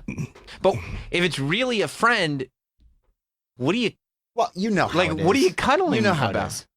You know how it is. Because guys are different than girls can have a guy friend that's like, oh, that's just a friend. Yeah, but here's the thing. I think when girls do that, they know that the guy... There's a reason that guys wouldn't cuddle with each other. Like when a girl is like, I have a guy friend that I cuddle with, they know that the guy is into them. Right. Like they know that there's feelings there that the guy's not admitting. And they take a little advantage of that. I don't think that they're really sitting there believing, oh, this person just wants to be my friend. That's why he's cuddling me with an erection. What I'm saying is but guys, the other way, Mm-hmm. guys can just say, oh, that girl's just my friend. But if she's like, hey, you want to fuck? They're going to be like, all right. Yeah. What else am I doing? Would you cuddle with a male buddy? No. Travis, would you cuddle with a male buddy? Again? Of course. Sam ever says yes. Women I've do never that, heard though. of Women... platonic cuddle. I mean, that's weird. Platonic Women can cuddling do it. is the strangest thing in the world. Weird. That's that whole thing. There's a whole fucking industry of cuddlers. People really are lonely. And again, I had moments of being a little... Like, it was kind of sexy just to hug somebody who I just met in my bed, but I knew what it was that I was doing, and I knew it was not going to go anywhere, so maybe it was harder to get any feelings going. I think there is some psychological, emotional hole inside of you. Do you think? Not you. I mean, look. Hole. It's the type of thing you could drive a car through like a redwood. It's a chasm. But no, I think that there is something really that needs evaluation. If you need to get through the platonic cuddling, if you need to get that emotional satisfaction, you know what I mean? Sure. There's some kind of codependency. There's somebody who ignored you as a child. There's something going on there, because cuddling for the sake of cuddling is not. Yeah. There's something really odd about it. Yeah. It's disconcerting, especially more so from men than women, but from women too, it's a little odd. But definitely more so from men. And it really, really, when I just pictured Hot Dog in there, cuddling with all his lady friends. That's a little strange. Like he goes to have lunch with them. He cuddles with Annie? Yeah. She wearing on the reg. sweatpants? What? Yes. Annie, who interned here years ago. Very cute girl. Very cute. Great body. Yes. Cute, pretty face. Absolutely. He cuddles with her on the reg. Now, what is she wearing when they cuddle? I don't know. That's a great question. Yeah, ask. Is it? I'm assuming sweatpants, but you know what? I do know. He sleeps in his jeans when he's cuddling. Oh. He sleeps in his street clothes because he doesn't want to get undressed in front of them. So he gets in bed in his street clothes, takes his shoes off, and gets in his bed in his street clothes and cuddles and sleeps Here's in what his it street is. clothes. He's afraid if he starts to take his pants off, they're going to say, "Whoa, what are you doing?" That's not because he wants to. Right. He's so nervous they're going to stop it. So instead of just taking his pants off and going, "I'm sleeping in my boxers," then they won't let him cuddle. You think he's trying to get that like little bit of physical, just something. He doesn't want to I'm- spook them. Right. I'm nervous that if I try to push this any further, I won't get anything. So I'm just going to get this little physical something. Yeah, it's like what I would want to do is I would always want to do like an anal digital penetration. I see. That's your. That's how I cuddle. Yeah, in the middle of a cuddle, I like to plug the old dirty hiney with my finger. I gotcha. And then you just see, how she reacts, where things go from there. I do the thumb, and then I wave the rest of my hand the way you do when you're a kid, and you put your you put your hand on your head like a moose horn, like a na. Yeah. So I have my thumb in her asshole, and I'm doing that. That's really great. But what does she wear? I don't know. Street clothes? I would imagine some kind of Well, sweatpants. I wonder what kind of underpants she wears. Well, I mean, I don't. Now you're just starting to curious. come up with fantasies for It's not a yourself. fantasy. I'm just curious. Yeah. Sam, you're a smart guy with all this shit. Yeah. What do you think?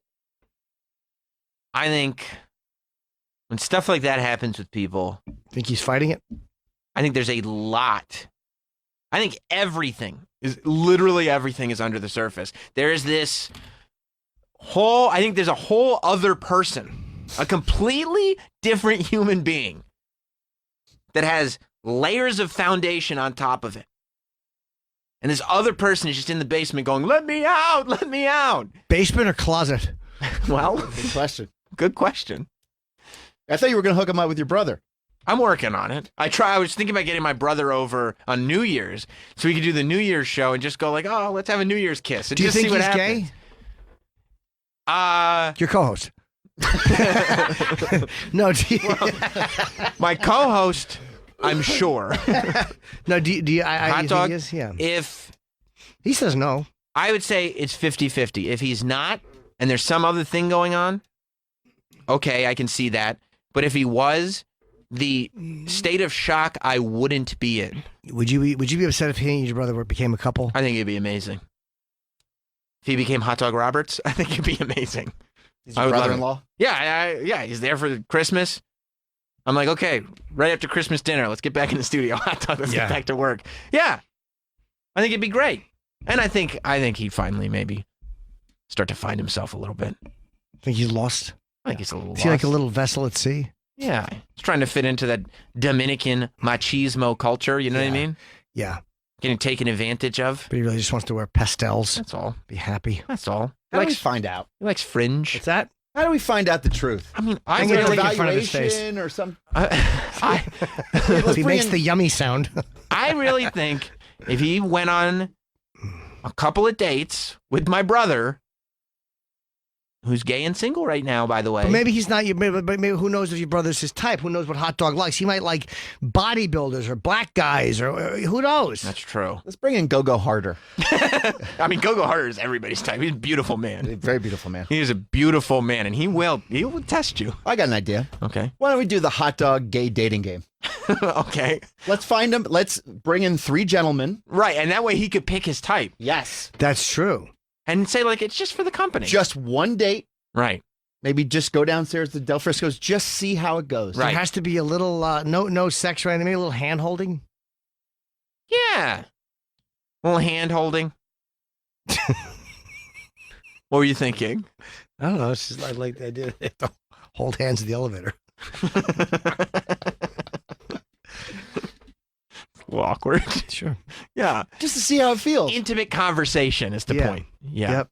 Yeah. One of you has to reveal your size. Right. Okay.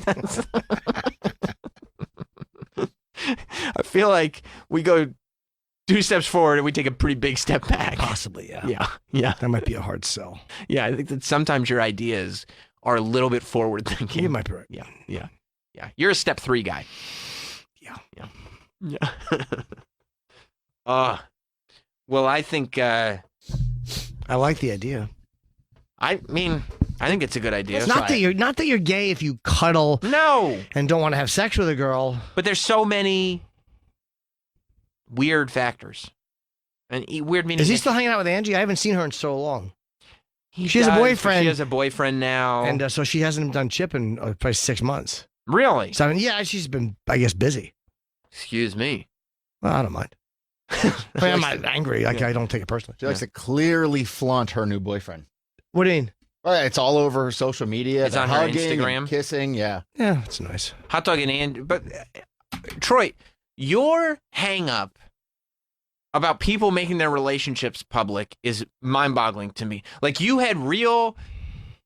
were happy when Karen Feehan came in here and announced her relationship was not in good shape because you were mad that she had posted happy photos of the two of them together. If you do well here on the radio show or in your music career or anything like that, you post something on your social media. You know what I mean? Yeah. Because a good thing's happening in your life. I'd like to share this with the world. If somebody's in a relationship and they're happy about it, why would they not share that on social media? Why is that a bad thing? Because just women, I know what women are doing. What? I know what they're just showing off to other women. They're showing off to their ex-boyfriends like, look how happy I am. You could have had me. So is what you're doing showing off to other people? Like, yeah, well, you didn't think I could make it as an electronic musician performer. I look at it more as like, look, I have a very small social media platform. Mm-hmm. I'm trying to get my music out It's there. promotion to in a professional way. There's something to be gained from it professionally, where you get your music out there and more people get turned on to you. It's not there's a reason for it that's different. But don't you think that there are people who maybe don't have such a dark, cancerous soul as others, I'll just say, who may have better intentions than you realize, that maybe there are people that just enjoy themselves and want to share their happiness. I just understand what women are doing. I understand what Karen's doing. By the way, and Angie, did you see that photo of Karen with her pants pulled completely down? Yeah, I noticed it. It's that was very sexy. It's her ass is great, but the pants. There's something about. And by the way, it was the such pants pulled down around the thighs. It's not supposed to. No, but she still had like boots, or didn't she? Or she had socks on, but her pants were pulled down to like her knees. Yeah, her trousers were pulled down. And her caption, I believe, on that photo was so obnoxious. What was it? It said something to the effect of, I didn't make it to the caption. Well, I'm a reader. It said something to the effect of, for all the women with New Year's resolutions, good luck catching up. And then it was a picture of her bottomless. Just like, what a piece of shit. She's funny. But you don't like that either, Troy? What's that? Who's Carrie 10 Feehan? I'm just trying to post. He's all He's all tizzy lathered now. up. He's thinking about it. I mean, look, He's thinking about private parts. Look. At what point, though? Look, yes, she's an attractive girl, but at what point is it like, she's a 38-year-old woman? Like, at what point is it like, come on? Well, I don't know if she wanted her age out there like that. Is that her age? 39, maybe. Okay, so it's 38. How good did her ass look in that picture? Well, she's attractive. I mean, it's a great ass. Yeah. And I tell you, I didn't realize she was that old. She looks great for 38 or 39. Do you think you told me she was 28 or 29? I believe you. Did you like the pants pulled around the? Me? Are you asking me? Just in general. I liked it. But let me ask you guys: at what age is it like? It's a little. Hold like, on, sad. which direction? Okay. Like what age is it like? It's a little sad now. What age? I mean, I don't know, 45-year-old DJ. What age I'm not would you posting say? pictures of my nuts on fucking social media. Are they sagging a little more than they used to? No, I don't. The old scrote's not as tight as it used to be. That's not the picture. That's a shame. I don't think it's bad though. Like, no, I actually like it because if you have a body to show, like, why not? Like, there's no reason not to. You can't be ageist, Troy. Yeah, I don't mind that. Especially if in the she was field. 60, maybe. In the field that we're in, you're out there jet setting like a black caviar man. But you're a gentleman of a certain age, you know what I mean? But there's a lot of people in your field that are gentlemen of a certain age. Well, at I this mean, point. I didn't have any idea this was going to happen. But neither did Karen. She didn't know she was going to still be sexy at 39. 39, you said, or 40? I mean, it's around like 43, I think. Oh, wow. I'm just kidding. Karen's great. What? Just some light flirting, right? I think Karen's funny as hell. She is. She is. Every time she murders, every time she's on the show. Yeah, she's great. But it's just, some of her social media stuff, I kind of eye roll a little You bit. do. I don't mind all the Heine shots. Well, no. I don't object. No, you don't. I don't either. I mean, I get. It's odd. She's the only comedian I know that uses, just posts photos of her ass for her, public image. Sure. But I mean, she's really hot for a female comedian. Agree. Yeah. Yeah. But the bar is pretty low. Well, that's because there's not enough female comedians, if you ask me. That's all that is. It's called a gender gap. Okay. I think she calls herself a model too. It's like, who are you modeling for? Instagram. She's modeling for the gram, baby. She's modeling for them likes. It's not a model. Okay, you don't know her modeling career, okay? I mean, where is it? You're a judgmental guy. Where is it? You're a negative guy. Where's her modeling career? I haven't seen it. Nobody has. I haven't seen it. But I don't follow that community. If I post a picture of my ass on Instagram, am I now a model? I don't know. Let's find out. Yes, in a way. Yeah. Who's to say when someone's a model? When you're being paid for it, then you're a professional model. Yeah, you get them likes. But who's to say who's a model and who's not? I mean, we all know. But I mean, I think if you say you're a model, you should be getting paid for it. Yeah, that's professional though. You can be an amateur model. She took the picture down. Look, there's her. There's a sexy shot of her. There you go in the middle there.